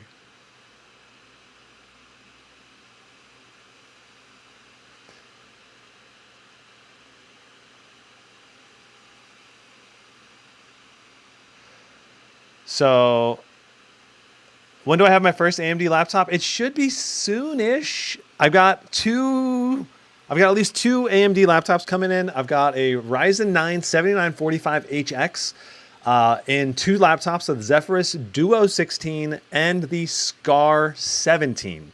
Both of those are coming my way. So I ordered the Scar 17 myself, and if everything's good on that laptop, I'll be reselling that to members. And then for the Asus Zephyrus Duo 16, that one is going to be just a review unit that Asus is sending my way. So those should be coming in the next couple of weeks. So it's restarting again. Hopefully everything goes through. It's interesting that the lighting scenario is still the same lighting I set so far.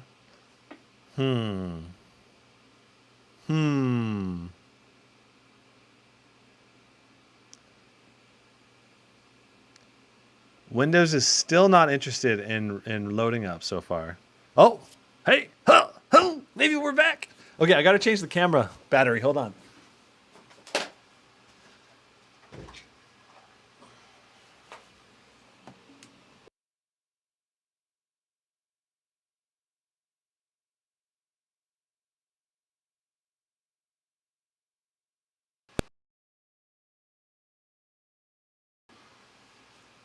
Hey, yo, we're back in Windows. Woohoo! All right, so that is the most severe issue that I've ever encountered when undervolting. Pretty interesting. Though I don't usually undervolt with the BIOS. And usually I would use something like Intel XTU. So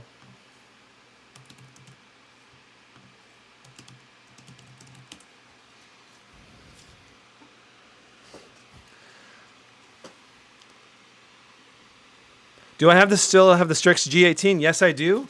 And that'll be one of the laptops I'll be selling to channel members. Audio and video looks desynced. Okay, hold on.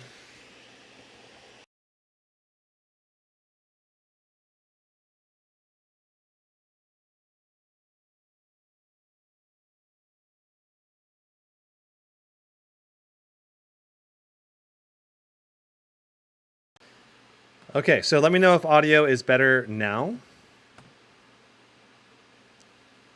Let's go GH5. Kabam. Sweet. All right, so we're just getting through Windows setup. All right. This display is just so gorgeous. Every time I see this display, it just blows my mind.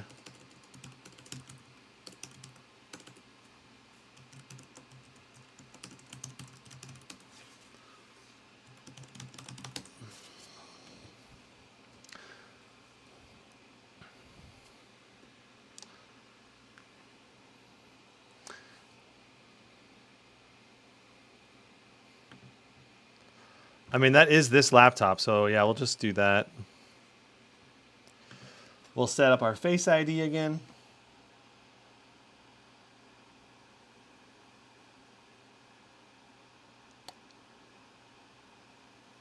All right.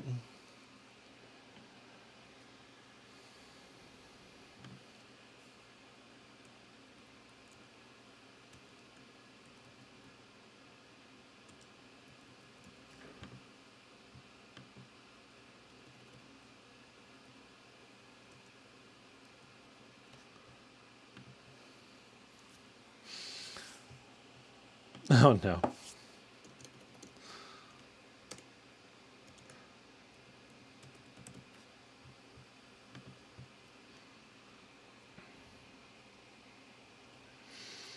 I'm gonna have to set up I had to set up a pin, which is not usually ideal on the review laptops because then I have to like make sure well, I'll probably just reset the laptop before I send it to back to MSI. But sometimes if you forget to reset it, then it ends up being, you know, basically locked down, and then you have to tell them your pin. So you got to make sure you don't use a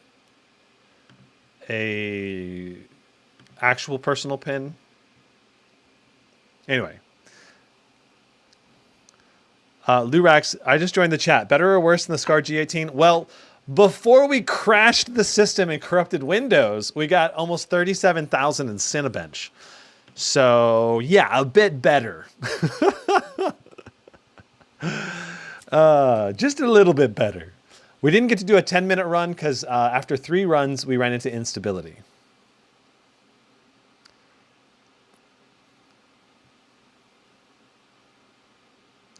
Crazy how you can't just fix a file and get it working. Windows forced you to do a fresh install.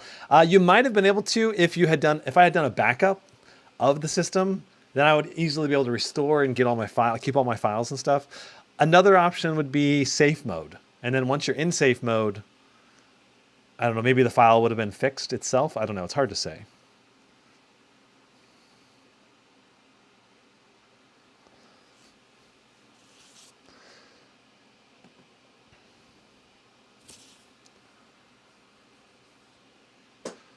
All right, so we are loading back in. I need to put the screws back in the bottom of the system. I'm very glad that we didn't damage anything. As far as I know, at least we haven't damaged anything. Because that means I don't have to pay $6,000 to MSI. Woo! Yay! But I'm glad we're keeping this stream interesting, right? I mean, this is the true overclocking potential here. It takes, you know, you have to take risks if you want to be able to do it, and this helps you guys because now you know what not to do. Don't do Don't do the ring as high as 150 because that is unstable. All right. And this, yeah, and really what you want to do, like I said before, you really want to step up into it. So maybe start at like 50 and keep gradually going up. Like do 50, then maybe do 70, then maybe do 80. All right. Factory fresh install from MSI. So we're going to need to do, we're going to need to disable, well, with the BIOS, undervolting with the BIOS should bypass just about everything, but I want to make sure we have MSI Center updated and we have the latest NVIDIA drivers. Those are the two things that I want to make sure are set so that we, at least our overclocking numbers are more accurate. All right, so user scenario. You guys ready for the jet fans? Here comes the jet fans.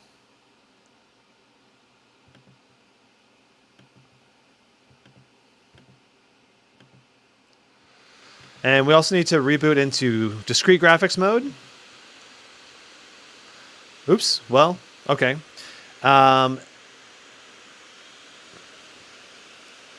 What's the difference between undervolting the BIOS from XTU or throttle stop or BIOS? So the biggest difference between using Intel XTU throttle stop and the BIOS basically bypasses software to do the undervolt, and it's done at a system-wide level, and it more firmly controls it. So before Windows even boots, the undervolt is enabled and is in there.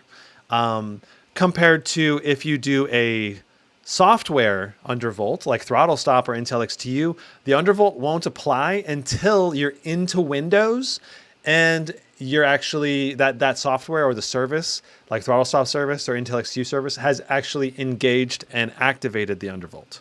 So that's the primary difference. And I would say in general, you're going to get a lot better overall reliability of your undervolt being put in using a BIOS. All right. So so we already know that our P core voltage offset is good to go at 150. We had stability with that one. Our E core, let's do 150 as well. But our ring, that's the one that I think caused us to crash, or really the potentially the other ones that we added after the fact. Let's start at, let's do 75. That should be a lot safer for the undervolt. That should be way less likely to make us crash. Let me just make sure the settings were correct. 150, 150, and the ring is at 75. All right.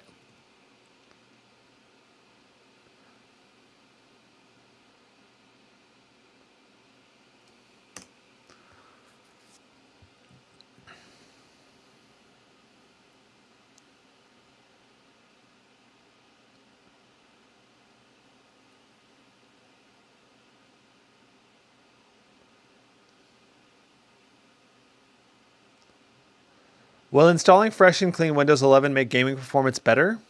Potentially, if the bloatware is impacting performance.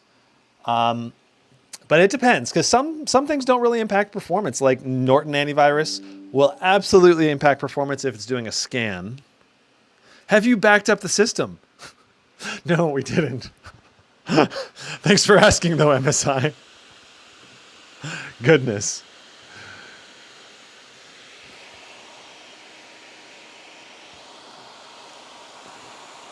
Oh yeah, we need to get all our screws put back into the system. We should probably do that now. Before continuing, let's just... We don't need to turn it off. We just need to screw the stuff back in here. So if you're just joining the stream, the recap is our Cinebench score went absolutely nuts. We got almost 37,000 for a single Cinebench run. And we were doing great until we crashed.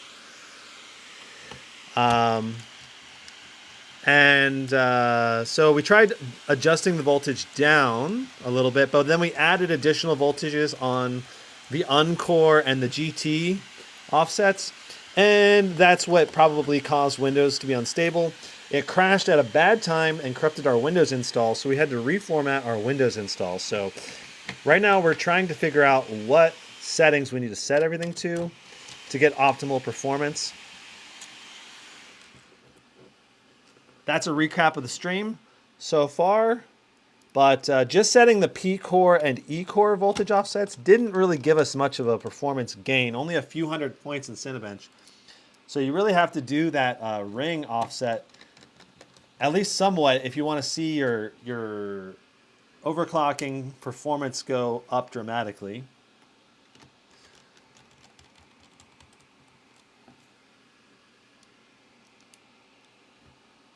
But at 37,000, that's about a 14% improvement in score. But the key is it wasn't stable, so it was too strong of an undervolt. So we got to go less aggressive on the undervolt and see what we can get. All right, checking all of our screws, make sure they're in there good.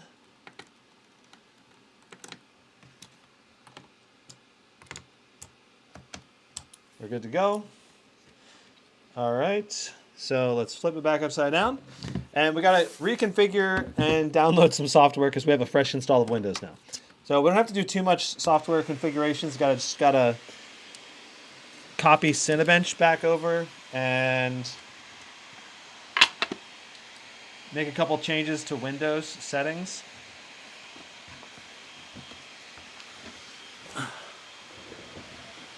All right. Beautiful. All right, so now we're in extreme performance mode with max fans and dedicated GPU mode as well. We want to... I want to see... It's set to automatically update this, but notice that we do have Norton installed, so we're going to go ahead and remove Norton.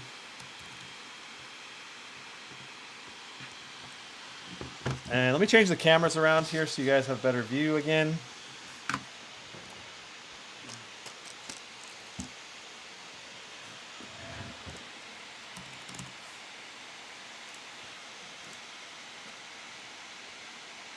But yeah, whew.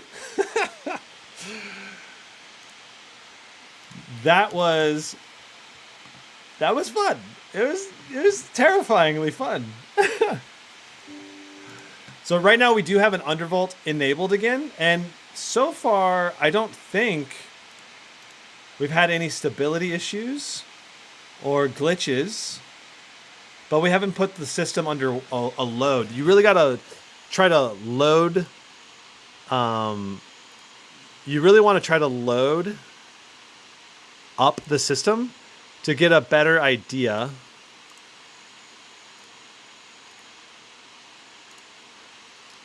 of whether it's stable, because just idling in Windows isn't going to tell you if your undervolt is stable. You need to try like a Cinebench, maybe try rendering something with Handbrake or Adobe Premiere, play some games, and that's, if you can do all three of those things, you're probably stable.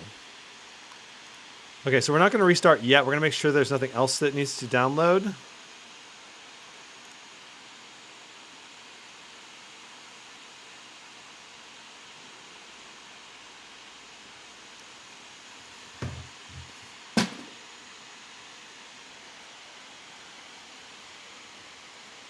Can you also overclock the RAM? I am not going to be doing that today, but my understanding is that MSI does let you.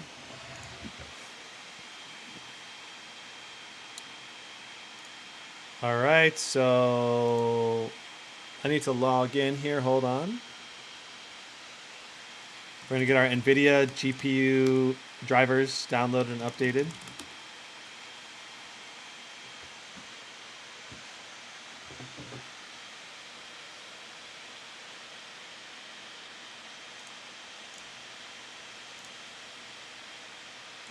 And I have to verify that I logged in.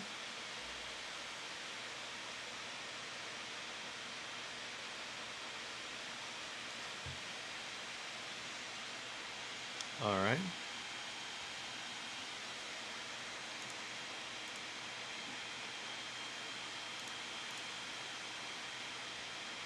We are going to download the new driver. I guess, man. So all we're going to do is MSI Center, make sure that's running. We've got, I don't want to have to do full download. We're going to have to install Steam again to get 3D Mark. So let me grab that install. But we're just doing the bare bones for the overclocking purposes.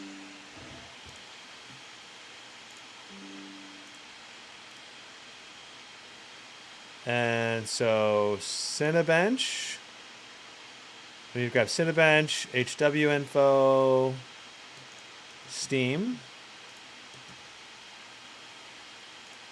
And we're also going to need Afterburner again. Yep. Pretty ridiculous.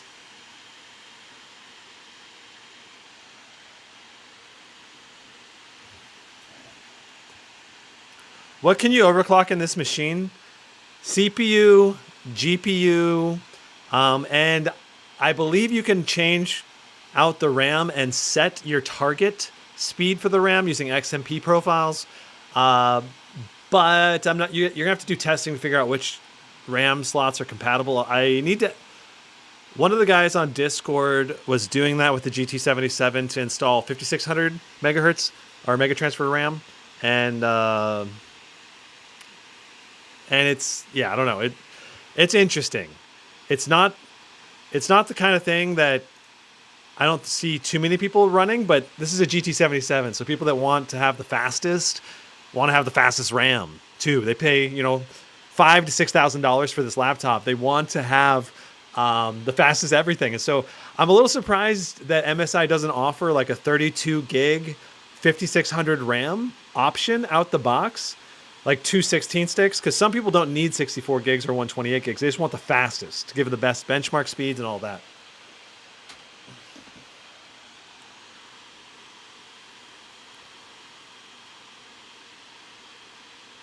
How much faster than the SCAR 18 is this? It's so hard to necessarily, it's hard to encapsulate that.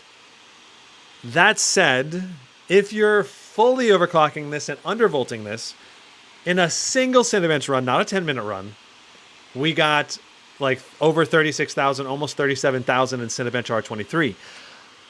That said, I mean, it's we weren't stable yet, so we're trying to find what the stable undervolt is going to be. All right.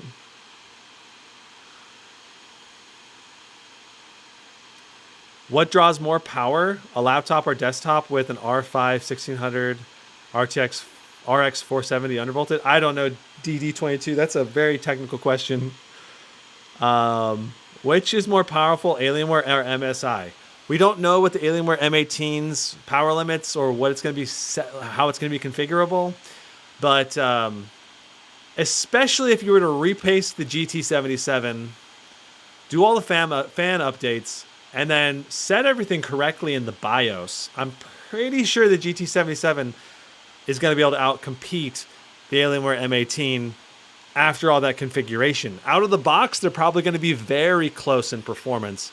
And then I don't know what kind of follow-up configuration options there will be for the for the Alienware M18. But we do know that the GT77 has all those configuration options, like full control of the undervolting. So yeah, if I were to guess, after everything configured, MSI is probably going to be faster. Probably.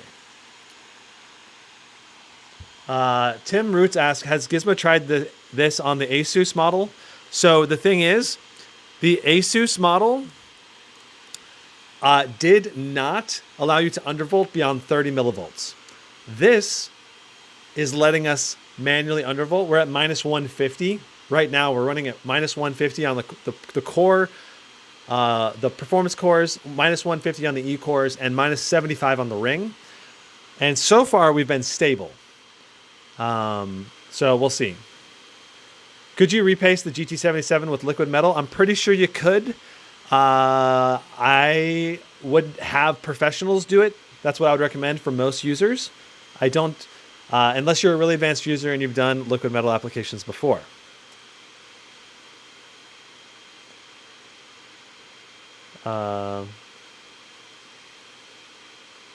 But yeah, I'm pretty sure this does not use liquid metal out of the box. So I'm anticipating you'd probably have a 10-degree drop, most likely, if you reapplied with liquid metal. Maybe it wouldn't be that big. Maybe it'd only be a few degrees, 5, 10 degrees. I don't know. Abbas asks, I'm asking you as a gaming preference, what would you recommend? It depends on what kind of games you do. The Alienware M18 has a 480 hertz refresh rate esports display, which this does not have. If you want esports, that's amazing. If you're just more of a casual gamer, then this has a so much better display. The display on this is gorgeous. So yeah, I mean, for esports, the Alienware M18 has that on lock, but in general, a QHD 240 hertz should also be very good for esports, but there's not currently any options available for the GT77. So you can only buy it with the 4K 144 hertz that has a slower response rate display. Tim Rutz says you can get exotic to liquid metal, do a repaste job. Yeah, and you can probably get this repasted at a number of the resellers out there, not just exotic. But one thing to know is that you're not going to support me if you do that. It's okay if you do that. But just know that through the affiliate links on my laptop list, that's one of the main ways that you can support me without spending any of your own money. You just spend it a little differently. But I totally get it if you want to go down that route. If you're buying a $6,000 laptop and you want someone else to do the liquid metal repaste job. So, because it's usually hard to hire someone to do that after the fact. All right, so we are up to the date on the latest NVIDIA driver.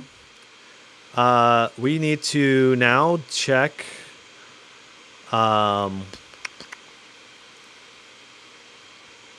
Steam is installing an update. It's taking a long time. Okay. Anthon asks, why not get a high-end desktop instead?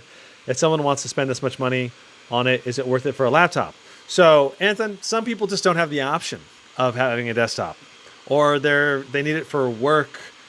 Or they need it to go with them. Maybe they travel. Every other week they're going to the oil rig out on the middle of the ocean. And they need a laptop they can take with them and play games on. And they want the most powerful system. You know, you can't take a desktop with you to an oil rig, but you can take a laptop. There's so many different reasons why someone would want a laptop instead of a desktop. But it does vary from person to person dramatically. So I'm going to go ahead and just restart this guy right now.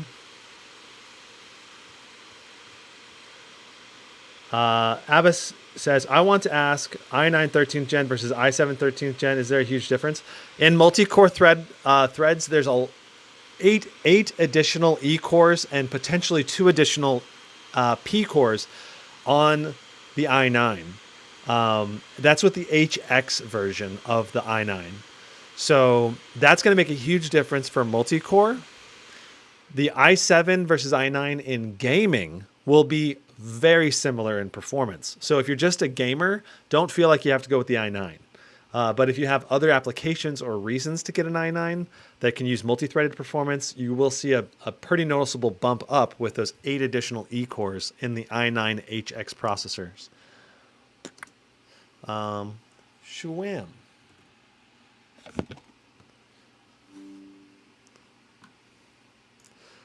Yeah, there's a lot of people like me that have a desktop and a laptop because I do travel, and I also, like right now, I'm streaming on my laptop, and I liked having the laptop right there so I can read chat. And if I had it on the desktop streaming and I was doing these unboxings, it just wouldn't work as well.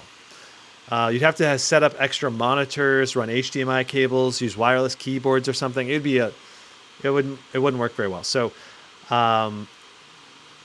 that's another big reason to consider getting a laptop, is just how you use it can be dramatically different. Oh, you want to go take your laptop over to your friend's house and do a LAN party?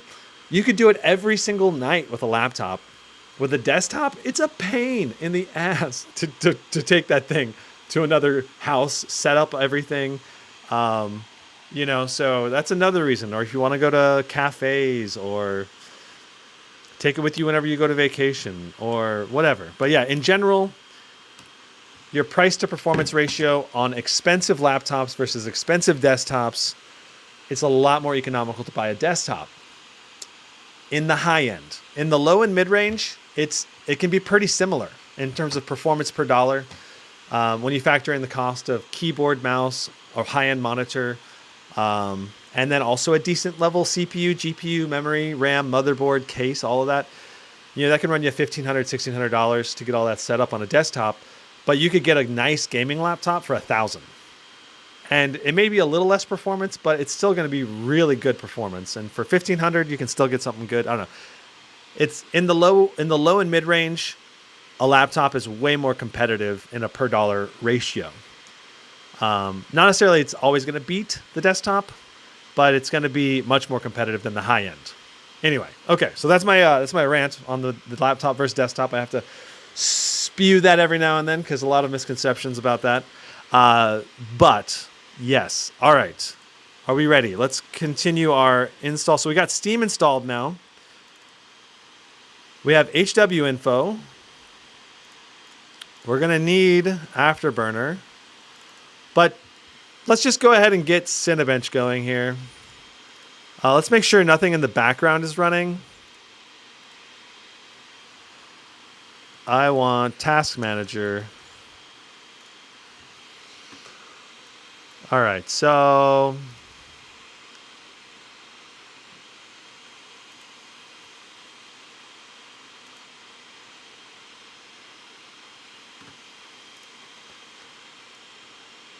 we may have to do some things. Okay, all right, so we can see our voltage offsets.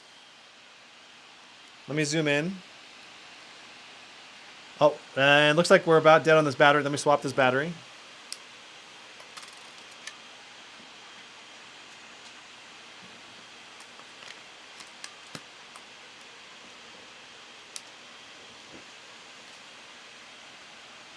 All right. So yeah, we're good. Okay. All right. So we have a minus 150 on the performance cores, minus 150 on the E cores, and minus 75 on the ring. Let's see if we're stable.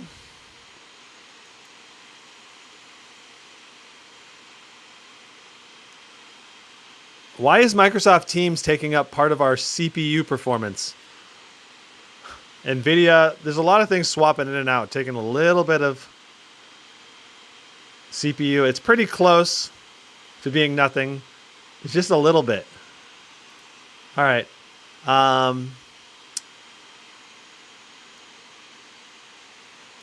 Well, let's see if we're stable. See if we need to do a restart, another reset of Windows. I hope not. Here we go.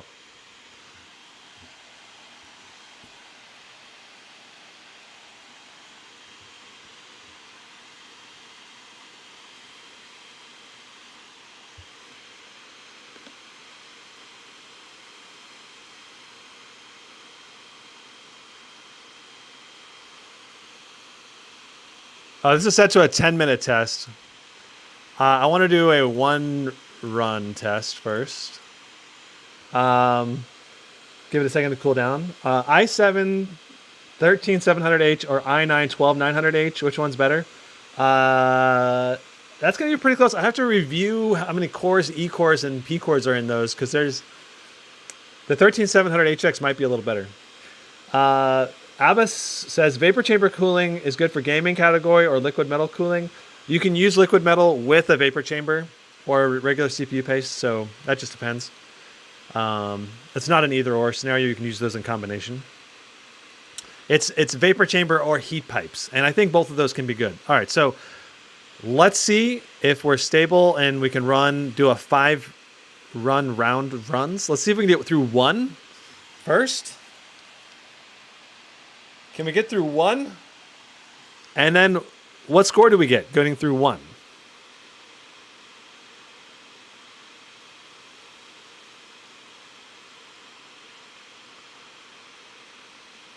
$34,621. Woohoo! Okay, so that's really that's improvements. All right, I like to see it. I like to see it.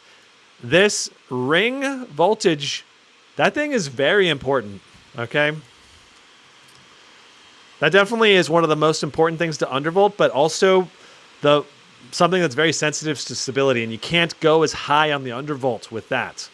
So you got to be careful.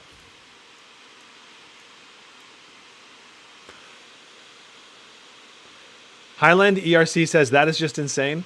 Yeah, that is just insane. It is insane. It's pretty awesome. It is freaking awesome. Let's see if we lost our... I think we lost our last sticky notes. Yeah, we did. Okay, so let's go ahead and do a... We're going to do a 5-run test now that we have this undervolt, and then we'll try increasing the undervolt by 25 millivolts, okay? All right, so let's go with the first 5 runs. How much power is it pushing through? I think it was doing, it peaks at like 189 or something in that range.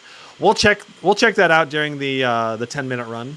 Here we'll do in a moment. I did that several times previously in the live stream, but it goes up to 220 watts is the limit, but it doesn't try to pull that much juice anyway. So our first run is 34,595.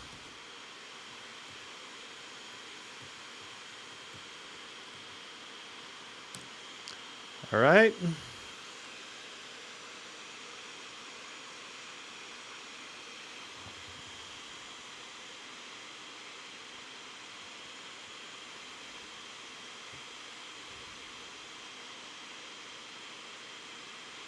Second run is 33,214.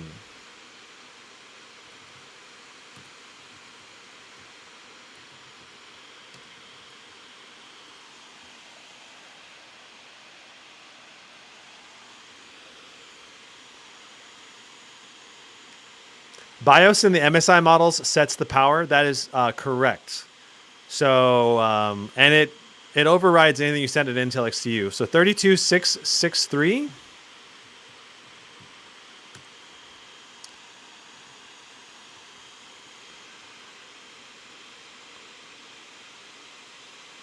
From your preference, which brand is better for high-end use, and what would you recommend? Depends on what you want to do, man. Depends on what you want and how portable you want it to be. It's all about blending the right level of portability and performance. 32,595. Looks like we're finding that around 32.5 is where we're kind of getting throttled down to in that range at least.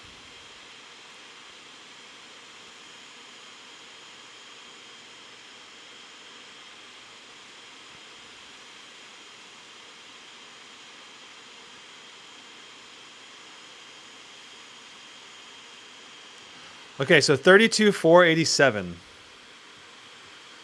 Okay, and before we did the undervolt, I have to go back in the stream.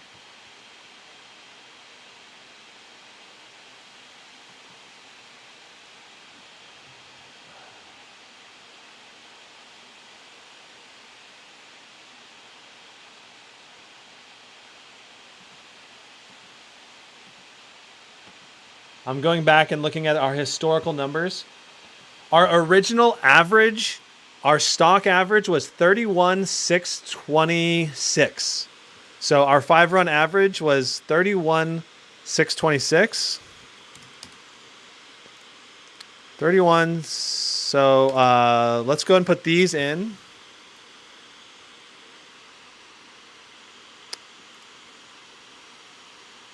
All right, time to use our number pad. 34,595 plus 33,214 plus 32,663 plus 32,595 plus 32,487 divided by 5. So with this undervolt, we got 33,110 as our average for 5 runs.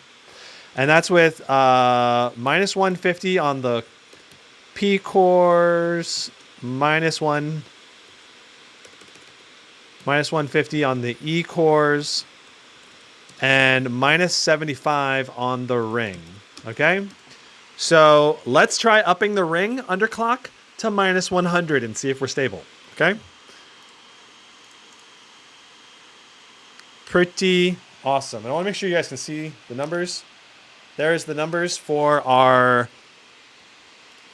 average, and our high was 34,595.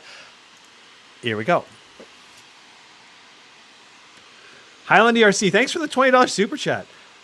Says, can you run Cinebench R20? I could do a single run of Cinebench R20. That's fine. That'd be interesting. I have to download it, though. I don't think... Oh, actually, I think it is on my external hard drive. All right, so we're going to go back into BIOS.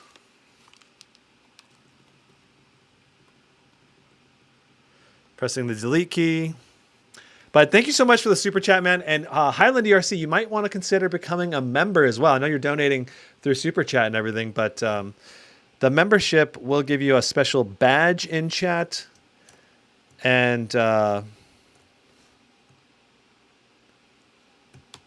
also put you on the laptop list in case you ever want to buy one of my review unit laptops. So, all right. So we're going into our BIOS section settings here. I'll zoom in so you can see those a little better. We have overclocking enabled, undervolt protection disabled. And again, our P core is at minus 150. Our E core is at minus 150. Our ring, we're going to try 100. Okay, we're going to see if we get instability and crash again. Hopefully, we don't just corrupt our Windows install again. Welcome, Highland ERC. You became a member. Woohoo! All right. Let me put you on the list. So I'm putting you...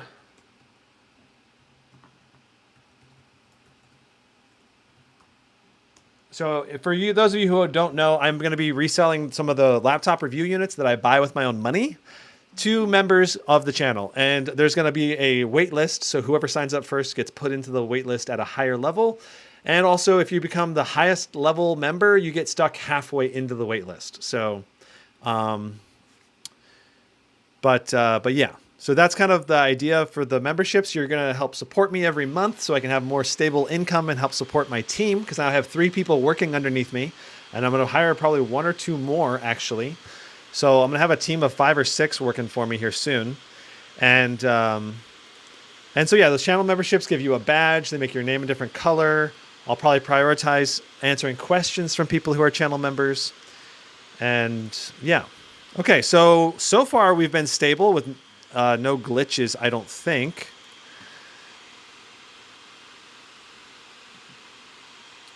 Noble Zia, thanks for the $2 super chat.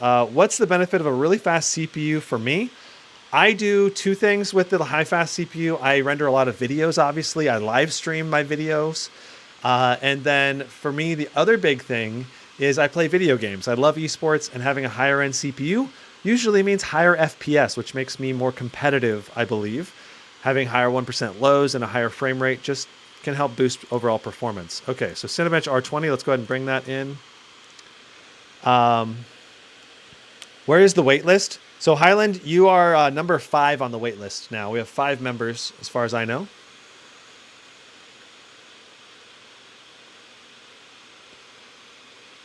Okay.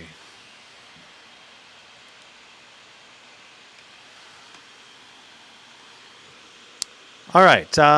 So let's just make sure that we are stable in Cinebench R23.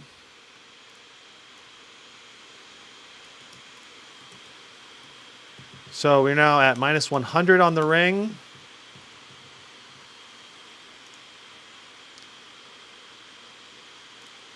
Let's see here. Should have nothing else going on. Just make sure that Windows Update's not taking tons of stuff. Windows Search Index and Protocol Host is taking up some percentages of our CPU right now, which sucks. Thanks, Windows. So that's going to probably hurt our scores a little bit. Okay, it stopped. All right. Nothing's going on in the background. Let's go ahead and give it a run. Give it a whirl. See what we get.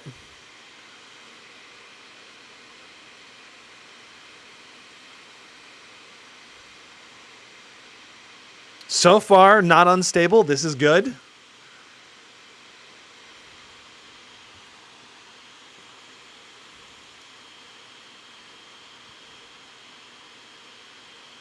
Oh, we're in a 10-minute test again. Let's do not 10-minute test. If you run a wind slap, that will take care of Windows. Gotcha, Karma. I'll have to look into it. I don't want to do that live on stream. And also, this is more representative of what real users will run into, issues they'll run into. But yeah, using something like that is probably smart if you're trying to do benchmarking championship runs, which we're kind of trying to do that today, but okay. Will you retest Hogwarts after overclocking the GPU? I'd like to. The tricky part is now nothing's installed on this one, but I have another GT77 right behind me, so maybe we'll do it on that one. Okay, so we got 34,169, which is a little bit lower, but I'm guessing there's things going on in the background.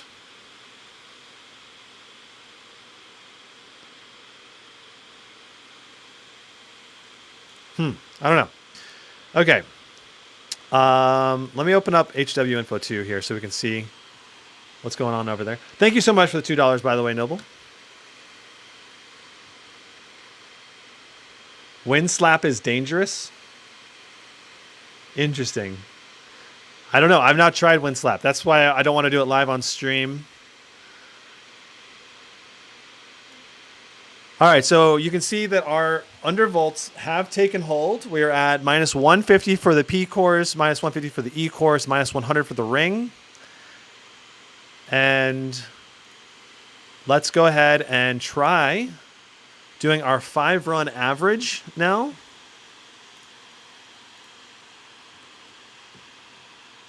And see if we get any kind of improvement in performance.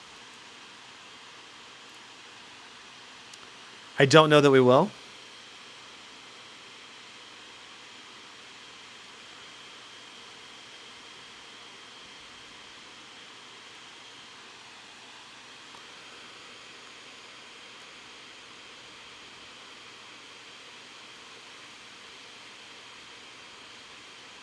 Do, do, do, do. 35,312. So we have a new high score. 35,312 is our first run.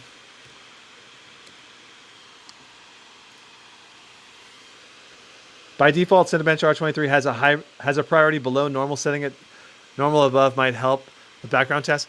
Darkin, I have not seen any change in Cinebench R23 by changing the Windows priority task. I think that used to be true, but not anymore.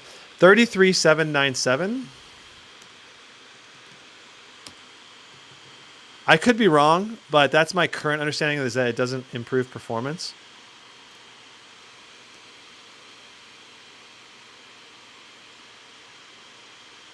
Why do you OC the GPU and not undervolt? Will it not run better if you undervolt your GPU? So the tricky part about undervolting the GPU, so 33,333, 3363. Okay, so 33,363.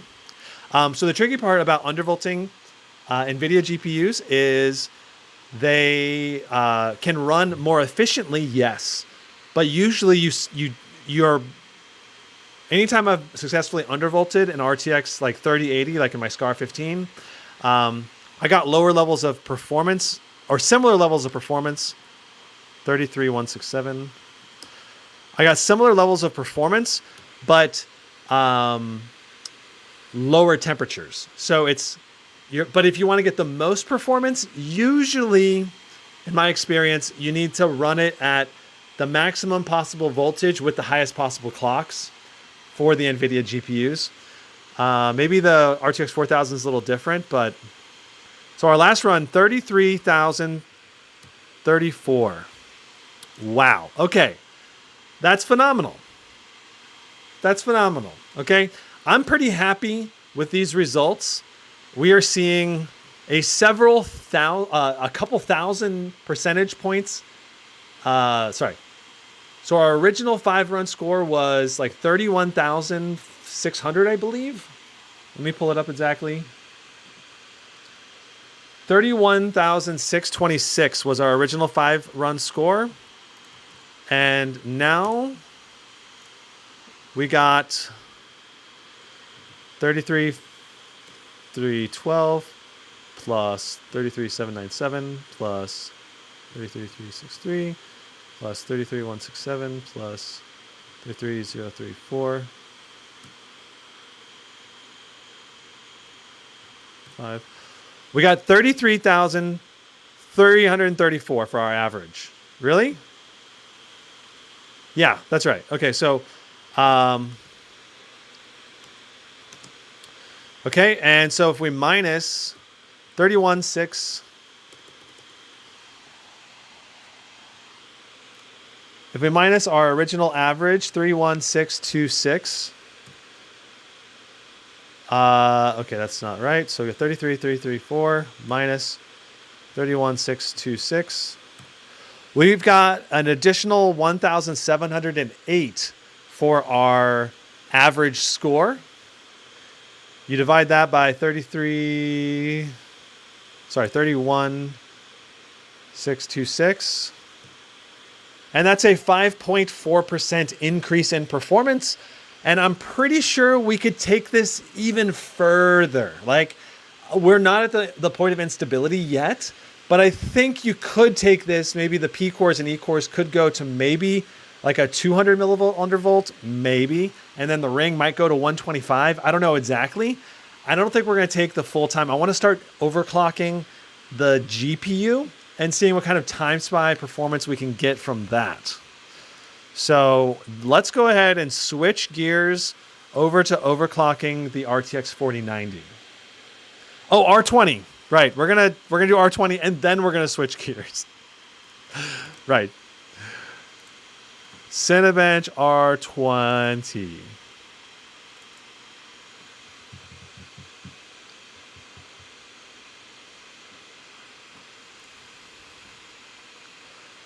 We need to exit Steam real quick.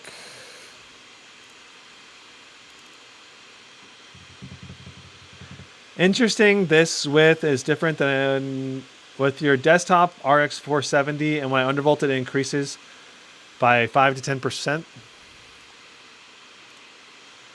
Okay. Cinebench R20, let's do a few runs.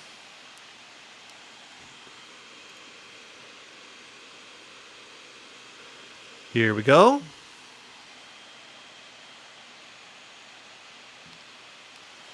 We'll do 5 runs. I'm not going to record it, but I'll do 5 runs for you. Would you recommend Alienware or Asus in terms of design? That's entirely up to you. I think they both have some really great design choices. 13,564. 13,564 for Cinebench R20. Whew. Donut says, currently watching this on a 2013 MSI GT77, though, if that speaks to how good MSI is. Wow, that's a pretty old one. 2013, still running 10 years later, huh? That's fantastic. 13,074. Let's do 3 more runs.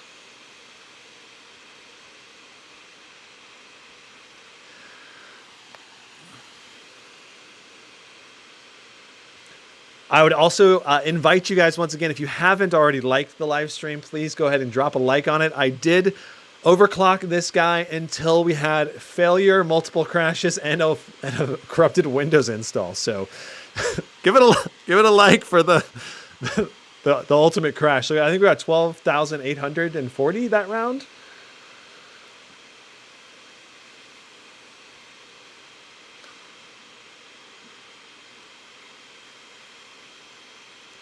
Tammy says, would I feel a difference switching from a 1060 to a 4080 in real life usage? I'm kind of new to this. It depends on what game you're playing. So 12,697 last run. So if you're playing really old games like League of Legends or Valorant or CSGO, you probably won't notice much of a difference other than just the laptop's maybe snappier in day-to-day use or has a better display, better keyboard, mouse, stuff like that will be different. But if you're playing modern games like Hogwarts Legacy, switching from a GTX 1060 to a 4080 would be a massive difference in performance. 12,345 for our 6th run, I believe. Okay, time to move on to overclocking the RTX 4090, which is a totally different beast than undervolting the CPU. As far as I can tell, the CPU is stable now, but we'll also be testing the stability of the CPU in Timespy coming up here because there's a Timespy CPU test. So it's going to hit the CPU a little differently, and it might cause additional instabilities.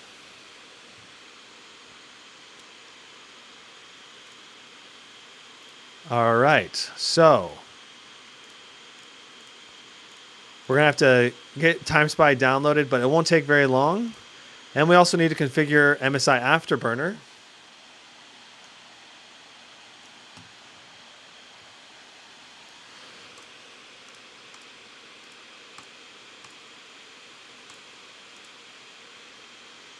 Is Cooler Boost on? Yes, it is, William. Tanmay says, I mostly use my laptop for music production. Okay. Yeah. For music production, that might be bottlenecked by CPU performance or maybe GPU performance if whatever application can be enhanced with CUDA cores. And an RTX 4080 could certainly boost that performance, maybe. But, oh, I didn't have the laptop raised up either during those runs. Whoops. The laptop is now raised up.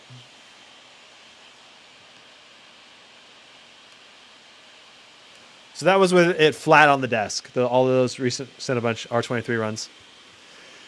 Yeah, Highland says, yeah, you can hear the cooler boost. Yes, you can. You literally can hear it.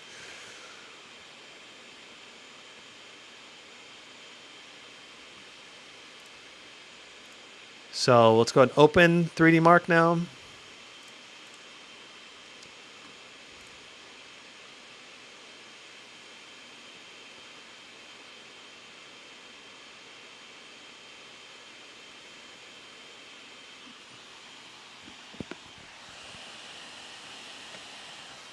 Castiel says, we love your videos, man. You are amazing. Thanks, man. I appreciate that. You know, I had a comment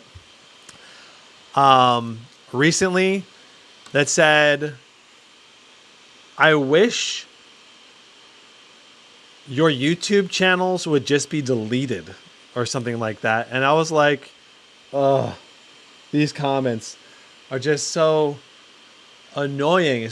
I don't know. I don't want to go into too much negativity, but it can be very difficult as a YouTuber when you pour your heart and soul and put tons of effort into a YouTube channel. Not just this one, but I've multiple channels. I've made thousands of videos at this point. And it's like, and then someone who probably only watched your content in cursory or like briefly or something, and then they judged you for it, and then they're, yeah, or whatever. You know, it's just, it can be so disheartening. So thank you for the positive comments. Dargan says they are jealous. That may be true. That may be true. So you really, as a YouTuber, you got to let those comments just roll right off your back and move on with your life and be confident in who you are as a person. And that's true for anyone who's being bullied. Basically, they're trying to bully you. Maybe they are jealous of your success, or maybe they are jealous of your job or what you do, or maybe they're just unhappy and angry at life. And they just want to take someone else down, you know? So, G Dimension asks, did you buy this laptop? I did buy a GT77, but MSI sent me this one. This one over here is one I bought myself. Because I'll walk you through my thought process. I got the GT77 in the mail from MSI a few days ago, like 5 days ago now or something like that, 6 days ago. And I loved the keyboard and I loved the display. It was amazing. And so I was like, I've got to have this laptop. It's amazing. It's got great ports, really high-end performance. I've got to have this laptop. I don't care if it's too big. I'll just haul it around anyway, whatever. And so I bought it, and then I actually started using it. I transferred my SSDs from my Legion over into the GT77. I started using it for like a day and a half as my main laptop.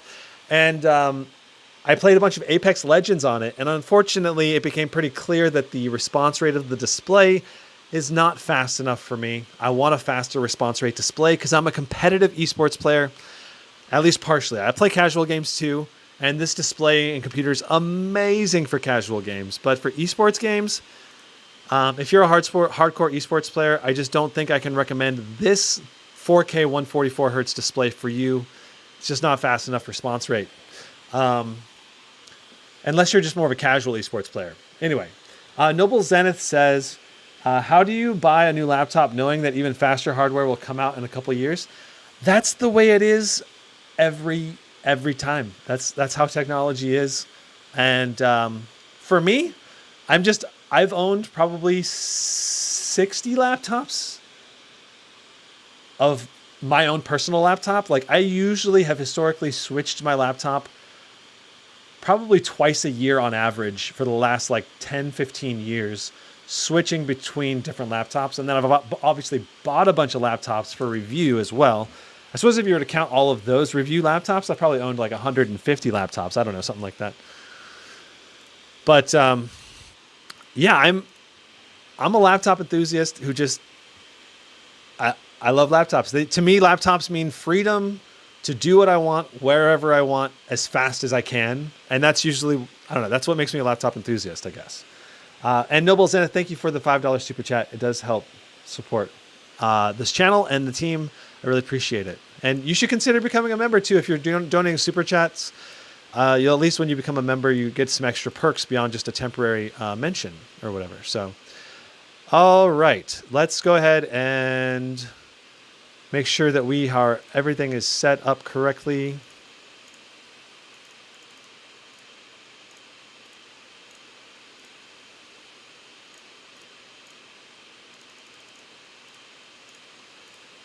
Our overlay is set up correctly.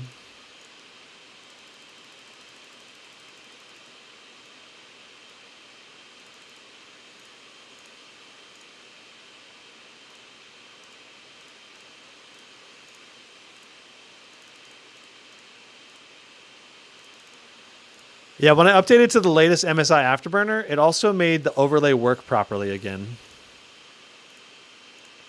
So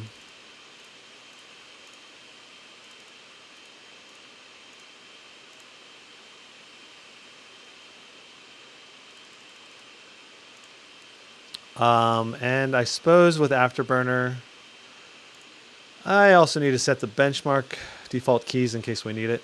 All right. Beautiful. All right. So as you can see, if I zoom way in on this 4K screen, we have 0 on the core clock, 0 on the memory clock. Let's do another Timespy run. This has an undervolt to the CPU, but no overclock or undervolt to the GPU. All right. G Dimension says, thanks for the detailed answer. No problem. Gon Carlo says, your videos are quite good. The reason why I particularly like them is because you're very down to earth, if that makes sense. Thanks, man. I try to be realistic. I know that I'm not perfect. I know that I have a lot of areas in which I can grow as a reviewer and as a person. And that's something I've always tried to do throughout my entire life. The way I see it, you can always keep improving yourself and your education, your social standing, your social skills, then your knowledge. And you should ideally never stop growing and changing and improving as a person.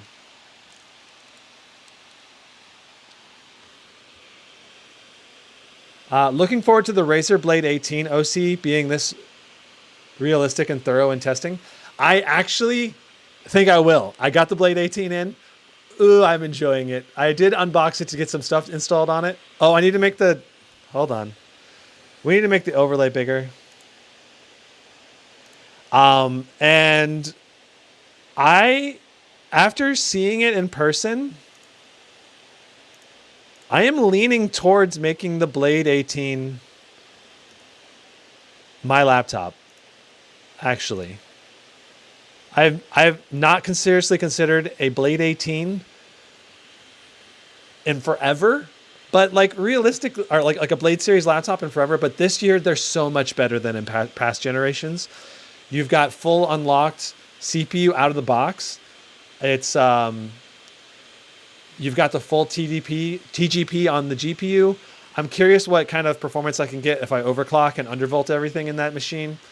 But the Blade 18 also has that third fan, and I was playing Hogwarts last night, and the chassis did not get too hot. It got warm, but not as hot as the Blade 16 for sure. Noble Zenith asks, what's the best place to sell my laptop? Great question. I have... That's a great question. I have had to sell a lot of used laptops before. I used to use this forum called notebookreview.com, which is forum.notebookreview.com. They had laptop reviews there, but they also had verified laptop reselling that would go on there. And I definitely sold a bunch of my laptops on there because all of the users... Crap. The font is too big. We got to make it smaller. I wish Timespy didn't take so long to open. All right. We're running again. Okay, so we're re-getting our baseline now that we've undervolted the CPU. And we're testing to make sure we're stable. All right, so I used to sell my laptops on this notebook review forum. You'd have to take a verification picture with your username with the laptop. You had to list all the specs on it and with multiple photos of it. And so that was the main way I used to sell my laptops. Nowadays, when I resold a bunch of my laptops this last year, I actually sold them to channel members. And that was not a problem. I sold like 15 laptops in like a week. But another way you can sell it right now, I think the best way to sell laptops is probably like Craigslist or Facebook Marketplace. Just take some great pictures, show your original purchase price, and then price it competitively with the used laptop market. So Bob of all trades says, I miss NBR. Yeah. I had, I think, like 1,000 posts on Notebook Review forums there. Like I was pretty active in it for probably 6 years or so. I don't know. I don't think it's still active. I know notebookreview.com was taken down. Okay, so this is our baseline run again. Now that we've undervolted, notice our GPU was pulling about 2200, a little over 2200 at the beginning of the test. Now it's pulling 2160, 2145. We're going to be overclocking this GPU probably 200 to 225 megahertz, maybe 250. We'll see. Our wattage pull is interesting. It's not pulling the full 175 watts. Our power percentage, though, is above 100%. In Afterburner, it is set to, I think, 116%, which is, I think, how MSI overclocks the RTX 4090 out of the box. Yeah, hello, Bobo. Bob of all trades. Welcome to the stream. Glad you could stop by. We still have Notebook Talk. Posted a review of my Mech 17 there. Oh, okay. Interesting. The Blade 18 is still missing a number pad. That is true. But I have owned laptops recently that was missing a number pad. I had a Scar 15 with no number pad. So it is possible for me to go with a laptop that has a no number pad, but I definitely prefer ones with it. But if everything else about the laptop is fantastic, then I'll consider it no number pad. We actually went a little below 2100 on our boost clock for a little bit there, but now we're doing 2200, 2145. Very good overall boost clocks. This is above average compared to the SCAR 18. SCAR 18 out of the box was doing about 1950, 1980, I believe. So the fact that this is doing 2200 without any additional boost clocks being added manually is really, really good. Freddie Paul, Joel says, love from India. Thanks. Appreciate it. Glad you could stop by. Yeah. Oh, I missed your original comment. Thanks. Yeah.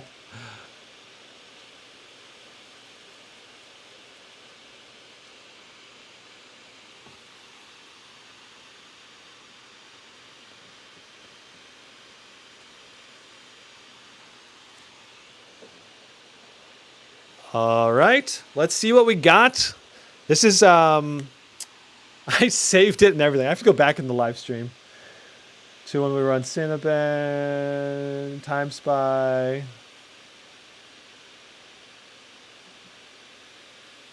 Okay. All right, so our original score was 22,665 for our GPU and 15,350. So with undervolting, we boosted our Timespy CPU score by 587. So 587 points increase for our CPU Timespy score. So it's about the same as our Cinebench score percentage increase, I believe, about 4 to 5%. I don't know if I'm doing the math correctly in my head. Someone can do that. But our overall Timespy went up from 21,152 to 21,298. Okay. So, overclocking procedures for RTX 4090 or RTX 4000 series in general, I would recommend focusing either on your GPU core clock, and then once you've dialed in what that can go to before instability occurs, and then you can do your memory core clock. And you want to do them ideally separately so that way you can get a better idea of the stability. Now, I would not recommend doing Timespy runs for doing this. I actually recommend doing like a custom run. You can do custom run, graphics 1 run or 2. I'm going to do graphics test 1. I'm going to do windowed mode. And I'm going to do looping. So this is going to let me continuously test Timespy over and over again. Okay, without giving me a score, but at least then I can figure out if it's stable. All right, so we're going to go ahead and run custom. So it's going to put this window up here.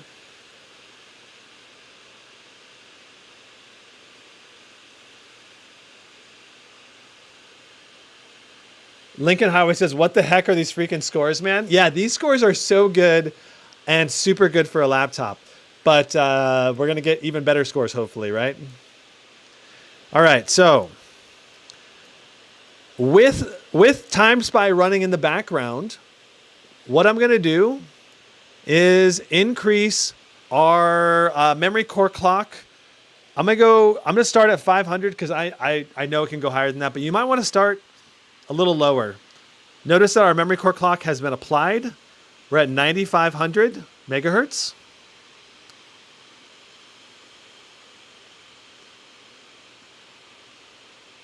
All right. We're going to let it run. We're going to see if there's any instabilities. I'm not seeing anything so far. It's interesting, though, that I am seeing kind of some mouse skipping occurring on the screen. That may be an indicator that our undervolt is too strong on our CPU. Because right now we're running a CPU, GPU dual load, and we need to be looking for these kind of artifacts because it might be indicative that the undervolt's too strong on the CPU. Yeah. What would I get in my 1050 Ti laptop? I don't know. Go download 3D Mark and test it out. Not very high in a 1050, unfortunately. I'm guessing like 3,000 or 4,000 in that ballpark for Timespy GPU score. Okay, so as far as I can tell, the GPU is stable. Our GPU temps are insane. It's 60 degrees, 66 on the CPU. Let's go ahead and jump it up to 700 for our memory core clock. I'm looking to basically push it until we start seeing some instability or artifacting occurring on the display, on the displayed window here.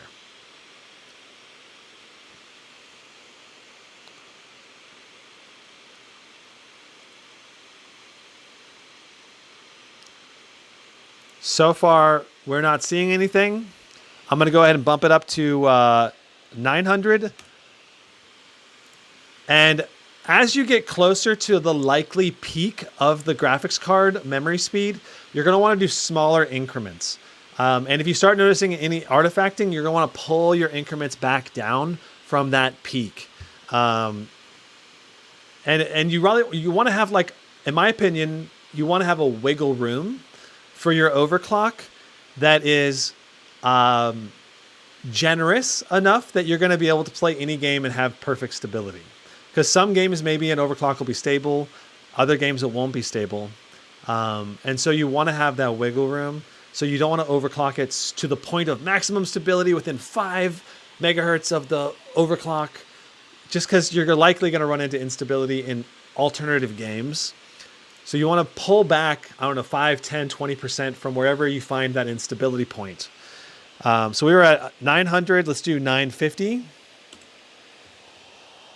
So I did 990. So let's do 950. So now we're at 950 for our overclock. You can see our memory clock going up right here. This is a 9.5% or about 10, little over 10% overclock.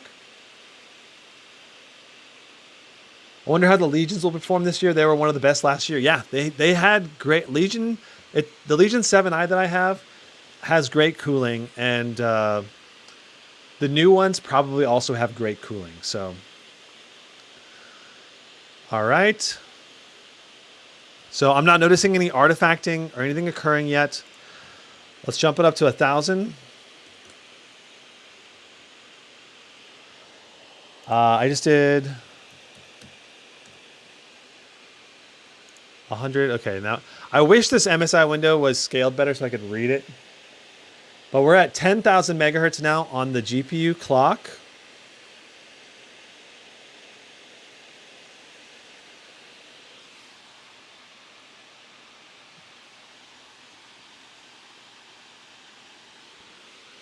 And there is a more advanced way to do your overclocking for the GPU, especially the GPU core clock, using the Afterburner, MSI Afterburner curve editor. But that's going to be a bit more advanced because there's a lot of hotkeys you need to know to be able to utilize that. And that's probably going to be like a dedicated video type of a thing. So we're going to do more basic OC overclocking for the RTX 4090 today. So we're at 10,000, no instability yet. Let's go to 10,050. So this is now higher than I've tested previously so far. You can get the menu of MSI Afterburner and change the scaling of the interface. Okay. Can I do that? Let's see. General. Where is the scaling? See, this menu is scaled just right, but the scaling of the main window is not.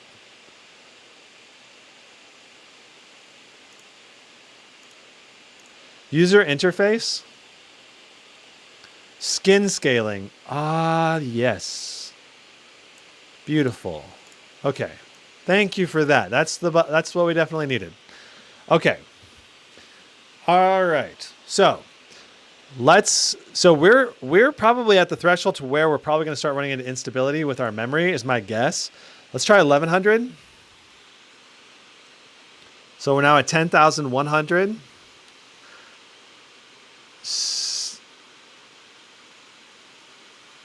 Getting a little bit of mouse jumping around.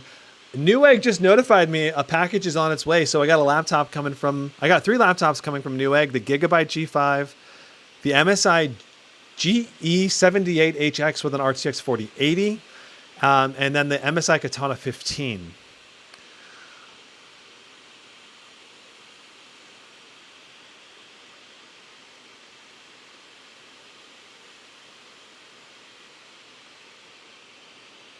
Okay, so we're getting quite a bit of mouse skipping around. I don't think that's related to the GPU overclock. I think that's actually the CPU undervolt causing that. And it makes me want to go in and reduce our CPU undervolt by a little bit, like pull it back 25 points across the board. Does the GT7 have liquid metal? No, it does not. It uses thermal pads for the thermal interface material. All right, so let's try 1150. I'm looking to see if we can get some artifacting occurring inside of the window here, but I'm not seeing any. This memory that's a pretty insane overclock. It's over 10% overclocked now.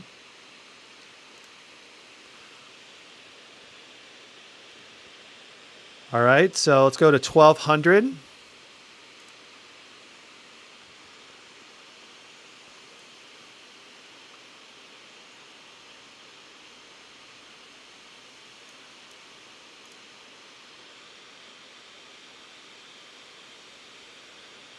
Million R asks, Brandon, what do you think about the G14 4060 with the mini LED? How much would it be, and is the screen worth waiting for?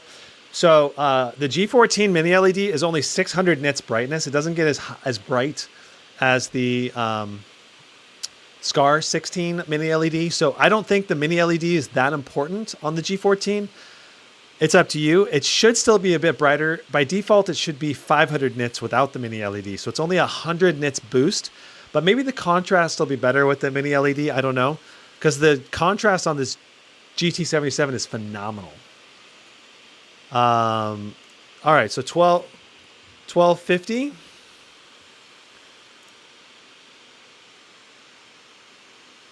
This is a pretty crazy overclock on the memory. Marksman says, mine's blowing how a 4090 costs $1,000 more than the 4080. Well, if you go from Strix G18 to a Scar 18, it's $1,400 increase. But if you go from a 4080 GE78 to a 4090 GE78, it's only a $400 increase. So it just depends on the model. I think the Omen 17 is only like a $450 increase to go from 4080 to 4090. Wow, I am really surprised that the memory clock's going up this high. We're at 1300 right now. Let's see. I still haven't seen any instability or any signs of instability. And I want to also clarify that just because this GT77 that I'm on right now can go this high, it doesn't mean that all GT77s are going to go this high. It's going to be a silicon lottery, okay?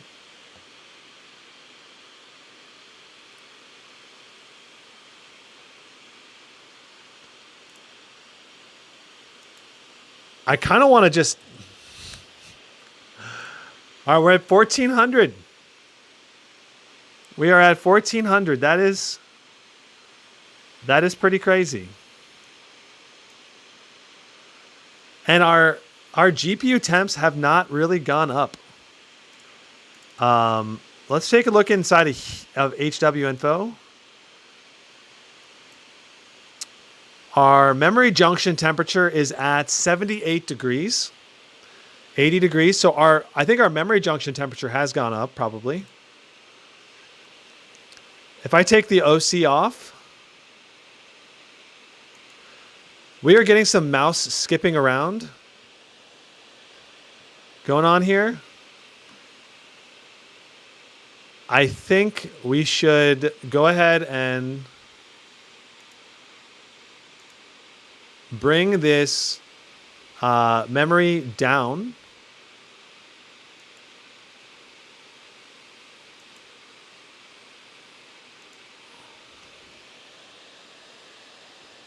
Oh, interesting.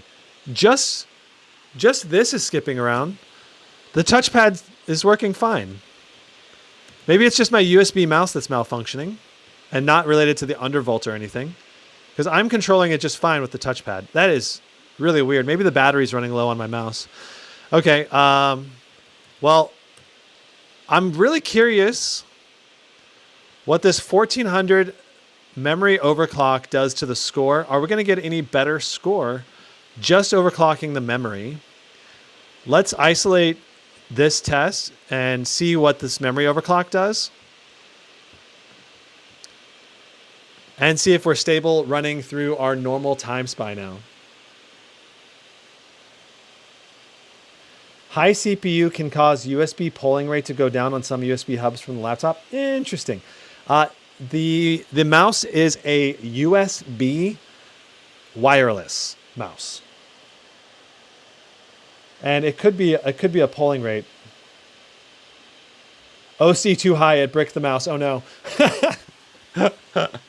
that would be interesting. Carla, can you let the doggos out? Thank you.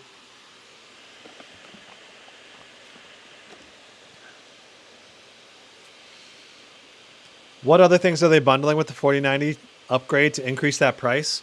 RAM and storage, and with the SCAR 18, at least it also includes RGB upgrade and speaker upgrade, both. So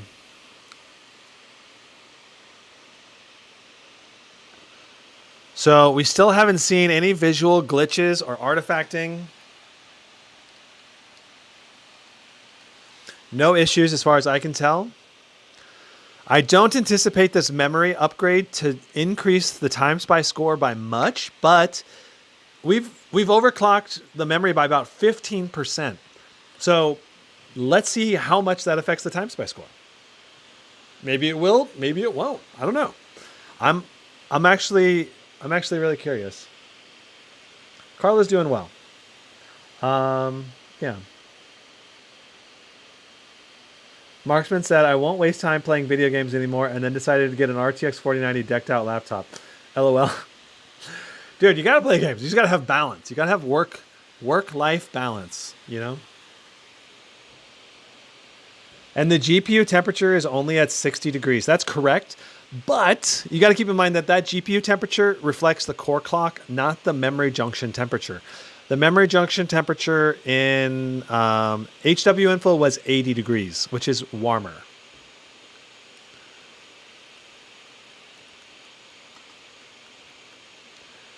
Marksman asks, do you prefer a laptop design like the Titan for cooling versus the standard laptop model?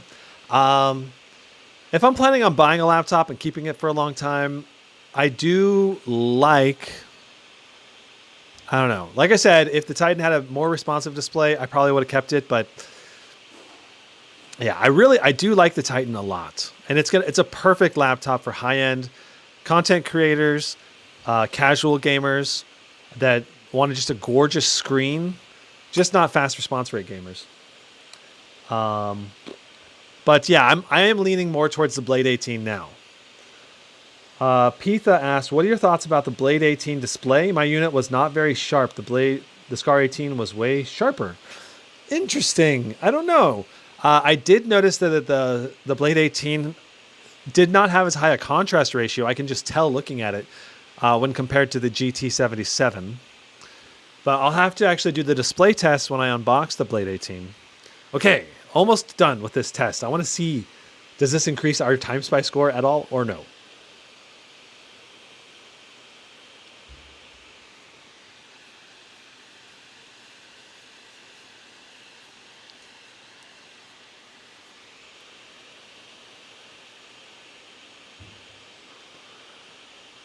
Dun, dun, dun.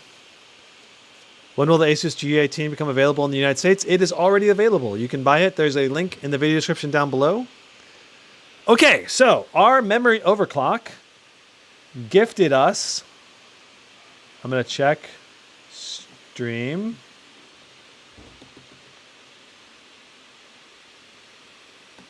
Let's see how much of an increase.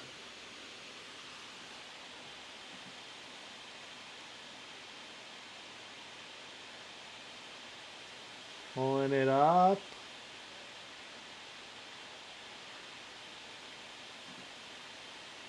So we had 22,643. Now we have 22,798. So not that much. Only about 155 points from just the memory overclock. All right, now let's see. Let's go back into our Timespy. Run a custom run. And we're going to try adding, we're going to start at 150 increase. Not all GPUs will be able to increase that much, but most, I would say probably 80-90% will probably be able to overclock by plus 150. But maybe not with the memory and core clock up at the same time. We'll see. All right. So we're testing for stability. We're going to increase 25 points at a time.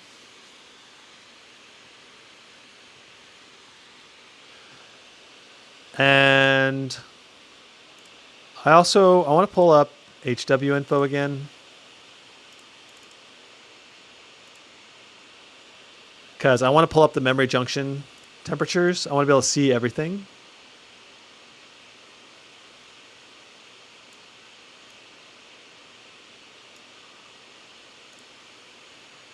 All right. So you can see our GPU temp is 59. Our memory junction temperature is 72. Hotspot temperature is 64. So we're well below any kind of thermal limits or thermal throttling for our GT77.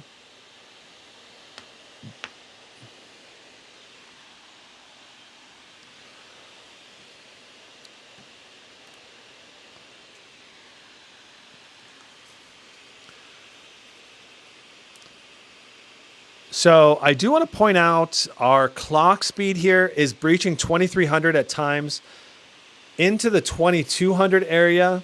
And previously we were doing about 2150 to almost to 2200. So we're getting about that 100 to 150 megahertz clock speed increase. Oh, that's true. I could add the memory junction temperature.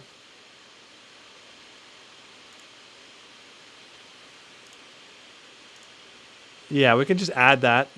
So this shows our memory junction temperature at 78. That is a bit easier to see rather than having to keep it open. Am I waiting for the SCAR 16? Yeah, I might end up keeping a SCAR 16 this year. I don't know. I'm really loving the Blade 18. I do have a SCAR 16 on back order, so hopefully that comes in. Marksman, I'm curious why the CPU always runs hot even when it uses less wattage versus GPU. GPU is running cool when it is using 170 watts. The reason is because of the way the heat pipe layout is. The GPU pulls more wattage under a gaming load. So the thermal design on a gaming laptop focuses mainly on the GPU cooling. So that's why. It's the priority. There's more heat pipes to the GPU. Okay, so we appear to be stable. We're going to go to 175. Wildfire says, I pulled the trigger on the Zephyrus M16 4080. It's a beast and a great form factor, but the screen is ridiculously good. Just wish it had a number pad. And the battery life is awful. Yeah, if you want good battery life, you got to really go for a Ryzen CPU this year. I don't think the battery life's awful, but if you want more than 5 to 6 hours of web browsing, you'll need to go with a Ryzen. SCAR 18, Alienware M18, Blade 18. Which one's more powerful? Probably the Alienware M18, but we don't know for sure yet. But SCAR 18 is also really powerful. Noble with the $5 super chat. Thank you so much for the support. Why doesn't Alienware MSI GE series have 4K displays this year, but they did last year? Especially since the GPU is a 4K GPU. I think the reason is because Alienware, MSI, they realized that gamers don't care about 4K displays as much, okay? Casual gamers love 4K displays. Hardcore gamers and esports gamers, they want at least 144 hertz. At least this 4K display has 144 hertz. But a lot of gamers would prefer a 240 hertz display. That's kind of the more the sweet spot, and QHD 240 hertz is going to be cheaper, easier to produce probably than a 4K 240 hertz, which as far as I know doesn't exist yet in the laptop form factor. So we appear to be stable. We're going to bump it up to 200 core clock boost.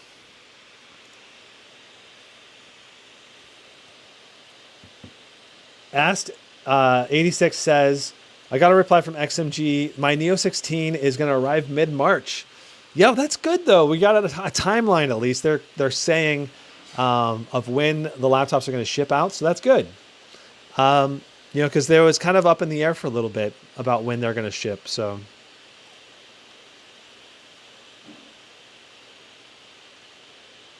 Where should I order the G18? It's sold out on Best Buy and not available on Asus's website. It's sold out because it's so popular. You just got to wait for more to come in stock. It'll come in stock in the coming weeks and months. And you'll want to subscribe or follow my list so that you can get stock notifications for when it comes back in stock. I'll have that. We update which laptops come in stock every day. So it's interesting to see how the SCAR 16 response times will be compared to the GT77. I don't have a detailed response test meter at this time. I want to get one though. And I plan on getting one. It's an LDAT basically. And yeah. But the SCAR 16 QHD 240 hertz should have very fast response rates.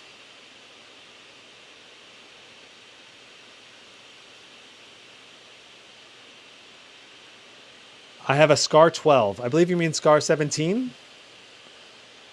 Special edition 2022. Your take versus the G18. Is it worth the upgrade? Probably not. Probably not, because you're just going to spend a lot of money, have to switch that out, a bunch of stuff, and it's not going to be that much faster. It might be, though. I feel like the RTX 4000 series is going to be an excellent upgrade for people that have GTX 1000 series or GTX maybe 2000 series, especially low-end 2000 series laptops, because you're going to see huge gains in gaming FPS. That said, it all depends on what you play. You know, a game like Hogwarts with frame generation, DLSS on quality, RTX enabled, it's going to chug on an RTX 3000 series because it doesn't have frame gen, and it'll do much better on RTX 4000 series. So, yeah, totally depends on you and how much money you have. If you have the excess money and you want the best, get the best. It's fine. Get the best. But if you want to save money and you're content with the frames you're getting, I don't think anyone should necessarily be pressured to upgrade or feel pressured to upgrade from RTX 2000 series and newer. Like if you have an RTX 2070, 2080, that can still play 95% of games very well at full HD. Even QHD on medium and low settings should do pretty dang well. Lost Knight says this gen is too expensive. This gen is the same price pretty much as previous gens. It's just got new naming styles, except I think the mid-range, the RTX 4080 is basically a 3070 Ti equivalent, and that I think is a bit higher on the price scale. But the RTX 4070, you know, is starting at $1,500, and the RTX 4050 and 4060 $1,000 and $1,100. So those are very reasonable starting prices, which is no higher than any previous gens. And the RTX 4090, which equals the 3080 Ti, is no higher priced than what the 3080 Ti was when it launched either. So it's just that weird point where the 4080 is a bit higher than what the 3070 Ti launch pricing was. So as far as I can tell, we're not visually glitching at all right now. At 200, let's go up to 225. This is in my testing, I believe going above 225 is when I started seeing some instability.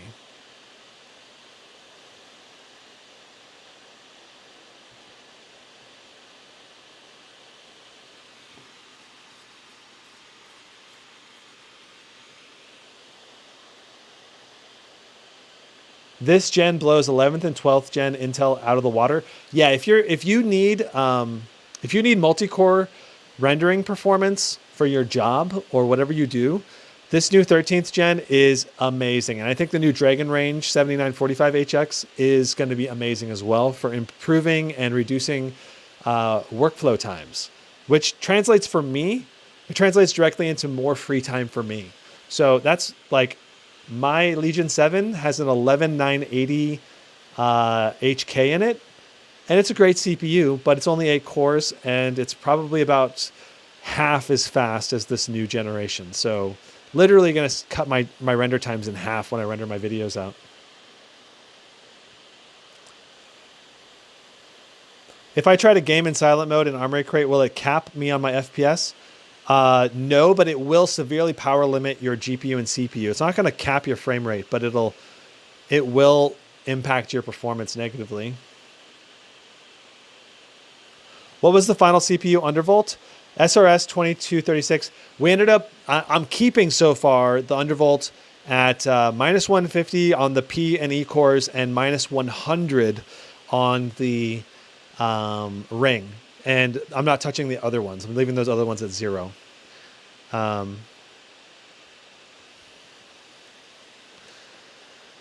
Okay, so let's try 235. We're going to go 10 megahertz increments, looking for instability, looking for artifacts in this Timespy window right here. Is the GT77 worth the upgrade over getting the new Raider? My only gripe is the screen. I love the 4K on the GT77, but is that really worth the price difference? I really think the GE78 is probably the better buy, but I haven't got my hands on one yet. If you're on a budget, the GE78 at $39.99, I think is going to give you better bang for the buck, especially if you're a competitive esports gamer that wants a faster response rate display. If you're a more casual gamer, the GT77's display is going to be noticeably better, and probably better for games like Hogwarts, Game of War, or God of War. That's where I think the GT77 is going to really excel, as well as doing this kind of overclocking. I don't think you're going to get to the same level of overclocks on the GE78.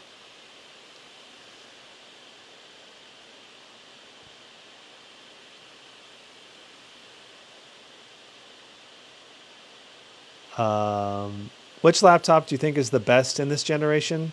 In terms of overall overclocking potential performance, I think the GT77 is going to be the best, but it's hard to say. I want to point out that I have increased the core clock speed here, but we're not really seeing much increase to the actually recorded clocks. Okay, we're at 2265, 2280. At a certain point, the VBIOS just doesn't boost the GPU clocks anymore. And this is where doing more advanced overclocking using the curve editor might actually benefit you. Especially if you can get, I'm not sure exactly how to do it to force the VBIOS to run at a specific locked frequency. Whenever I try to lock it in the Afterburner, it was not locking the voltage. So yeah, I'm not sure the best way to force that. And that, yeah, anyway, I'm pretty sure I can force it to do an undervolt, but just actually truly overclocking it and forcing it to hit a certain millivolt voltage at a certain clock speed, that's the trick. There's a huge difference between a 3080 Ti and a 4090. Yes, there is a huge difference between a 3080 Ti and a 4090. But ultimately, in my opinion, it all comes down to what games are you playing, at what resolution are you going to actually see a difference? That's what matters. We're going to bump this up to 245. See if we see any artifacting. And I also want to see if we're going to get any clock speed increases. I went up by 10, but I don't know that we're actually getting any increase in our clock speed. And if we're not getting any increase in our clock speed, then there's not really any point to trying to push the clock speed further. 2340 up here. That's pretty dang nice.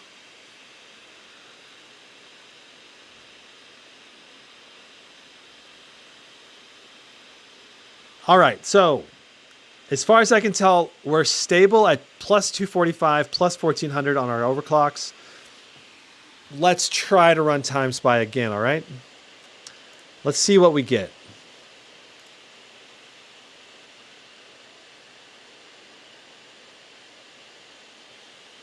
Here we go.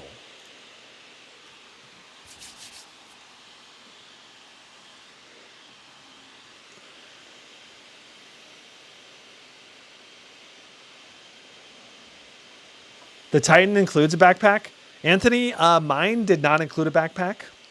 But I should make a video about what backpack to buy for big gaming laptops.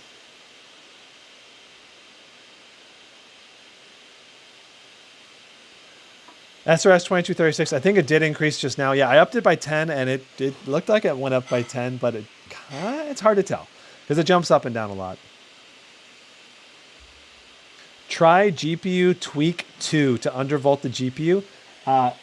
SLK, email me a link to what the utility is, and if there's any guide to using it, and I'll check it out off stream. Okay, so let's look at our performance as we're going along here. We're getting now 2355, 2370, 2385. Let's see if our clock speed ever jumps up over 2400. I'm really curious to see. 55 degrees on the CPU, or sorry, 55 degrees on the GPU clock, 68 degrees on the memory junction temperature. Pretty insanely low temperatures. Like, in my mind, I'm like, why can't we go to like 190 watts or maybe even 200 watts in a laptop like the GT77? I would love to see something like that. Obviously, VRMs are important, but I feel like the cooling in this system could actually handle that. Noble Zenith with the $2 super chat, but why not at least have a 4K option? That's a great question. Like I said, it must be that Alienware MSI in them, they just saw less people buying the 4K option, so they probably just stopped offering it.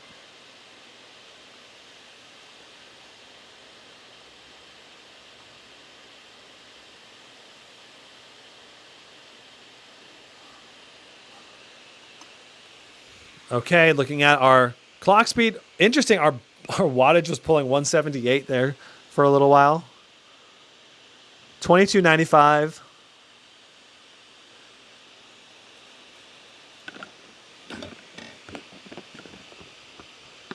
Yeah, it's weird. The RTX 2080 Super Mobile was 200 watts. I don't know why they didn't want to go back to that. I don't know.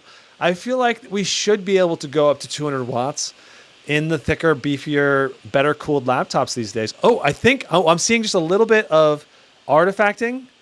I saw just a little bit of GPU artifacting. So that means that our overclock is too high. I'm going to go ahead and cancel Timespy. We're going to pull our GPU overclock 25 down, or we'll go back to 225. Okay. So we've hit the limit of what we can do. At least in Timespy. It doesn't mean it's going to be stable in actual gameplay. You'll need to also test in some demanding games. I would recommend games like Battlefield 5. Hogwarts was also very demanding. Dead Space. Those are some really demanding CPU and GPU demanding games.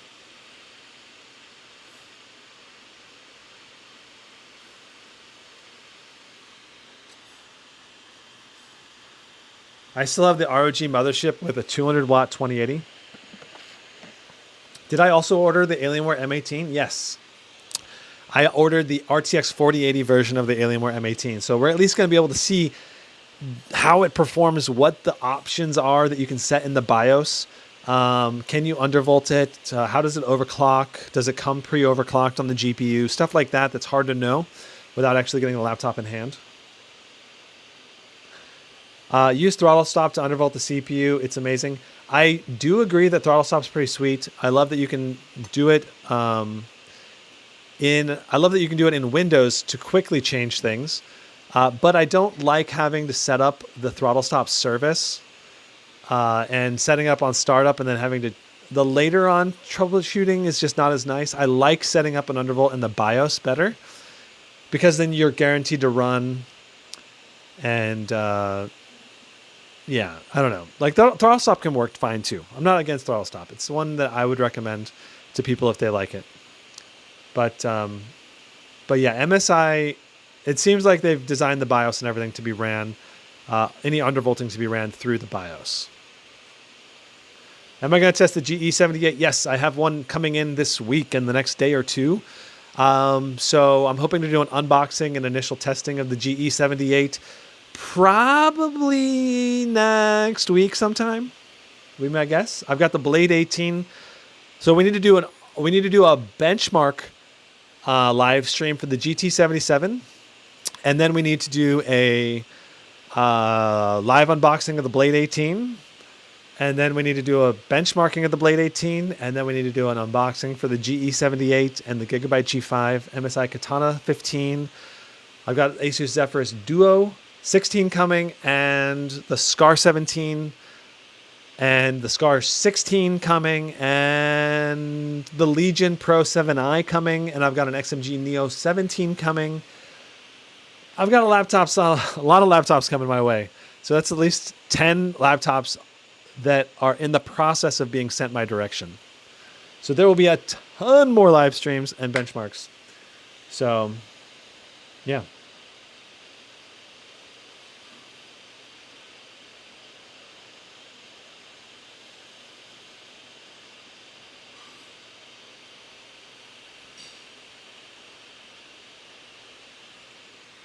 So our GPU clock is higher. I think it was higher. We're hitting higher levels, closer to 2300 on the megahertz overclock.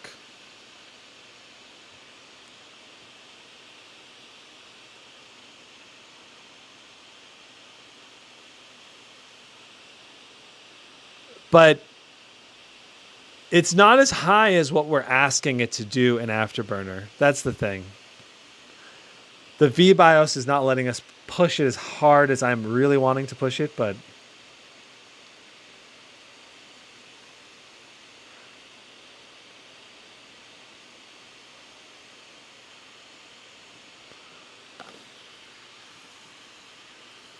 let's see what our OC score is. This is going to be close to the peak performance of this GT77, I think.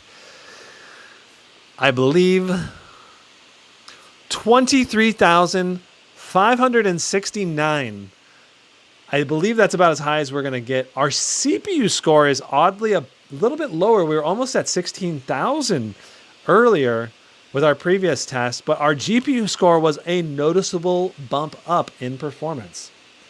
So let's just compare. The previous stock score was 22,643. So this is about 930 points more than the stock score.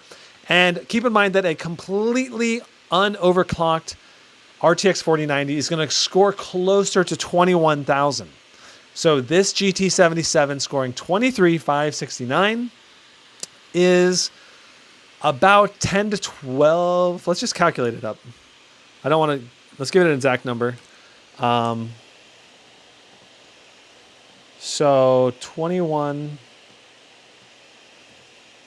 So assuming a base score of about 21,000, I believe the Scar 18 was 21,300. Let's do that exact number. And this one got 23,569. So that's 2,269 more than the Scar 18. Divide this by that 21,300 score. It's 10.6% faster than the Scar 18. That's not overclocked. That's not overclocking the Scar 18. You can overclock the Scar 18 and probably get like 5% more. So I'm guessing this is going to be about 5% faster with an overclocked versus overclocked laptop. Yeah, pretty freaking insane. A little bit confusing why our CPU score went down. Maybe something was going on in the background, or I don't know. But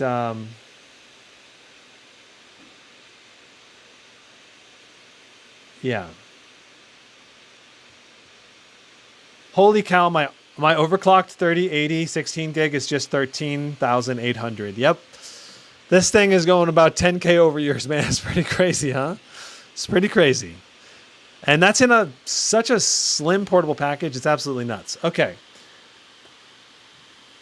So, to wrap up, right?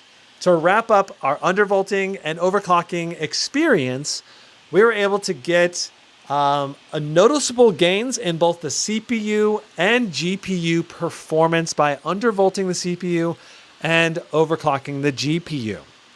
Our Timespy scores went up about 930 points, up to 23,569. And our Cinebench scores, our highest Cinebench score with an unstable undervolt was almost 37,000, but it was too strong. So we brought it back down, and we got stability, I believe, with a minus 150 on the P cores, minus 150 on the E cores, and minus 100 on the ring. There might be some additional undervolting room here by pushing the ring to maybe minus 125, and maybe that would be stable. I'm tempted to do it, but I feel like my voice is going out. So pretty sure I'm not going to push that. But I'm pretty sure it might be stable. It maybe not. I don't know. I already went through one Windows reset. I don't want to have to do that again. So we're gonna leave these scores as it is. But with our stable score, we got 35,312 as our single run, and our 5-run average was 33,334 for Cinebench R23. It is freaking insane for a laptop, and yeah, it's going to be tough. It's going to be tough for some of these other laptops to compete unless they allow undervolting. So a laptop like the Asus Scar 18 will never get scores like this unless Asus allows us to undervolt further than 30 millivolts. Okay, so chat, if you have any questions, please feel free to ask them. If you're looking for undervolting instructions or explanations on how to do it, I went over all of that earlier in the live stream, which I hope you find helpful. Be careful when you're undervolting to only undervolt the P cores, E cores, and ring, and know that the ring is more sensitive to the undervolt. I'm not sure exactly what the most optimal undervolt is yet. If I was to continue testing this and spending more time on it, I would probably try further undervolting the P cores and E cores, maybe to minus 200, maybe to minus 225 even, and seeing if I run into instability.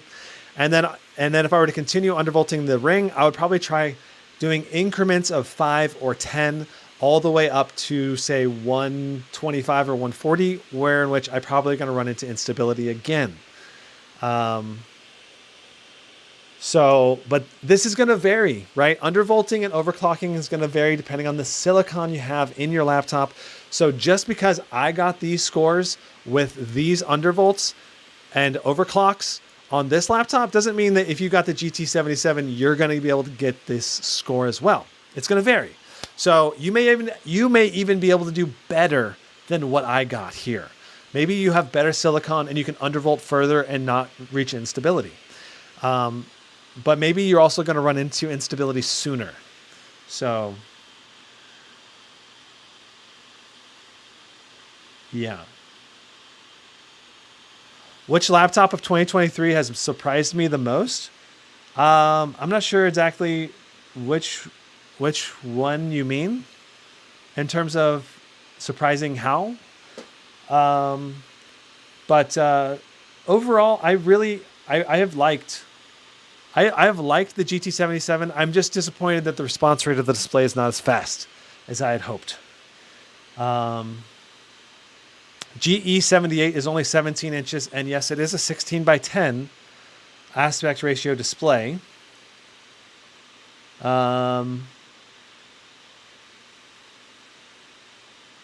It's going to be an overall smaller laptop form factor because of the 16 by 10 aspect ratio than your 17.3 inch. Timrod says, I'm going to go with the Nebula 16-inch display from Asus. Yeah, that's a great display. I think that's good. I think that's probably the best display you can buy right now, the Scar 16 with an 1100 nits HDR display. That or this GT77 display, it's incredible. Incredibly bright, incredibly high contrast.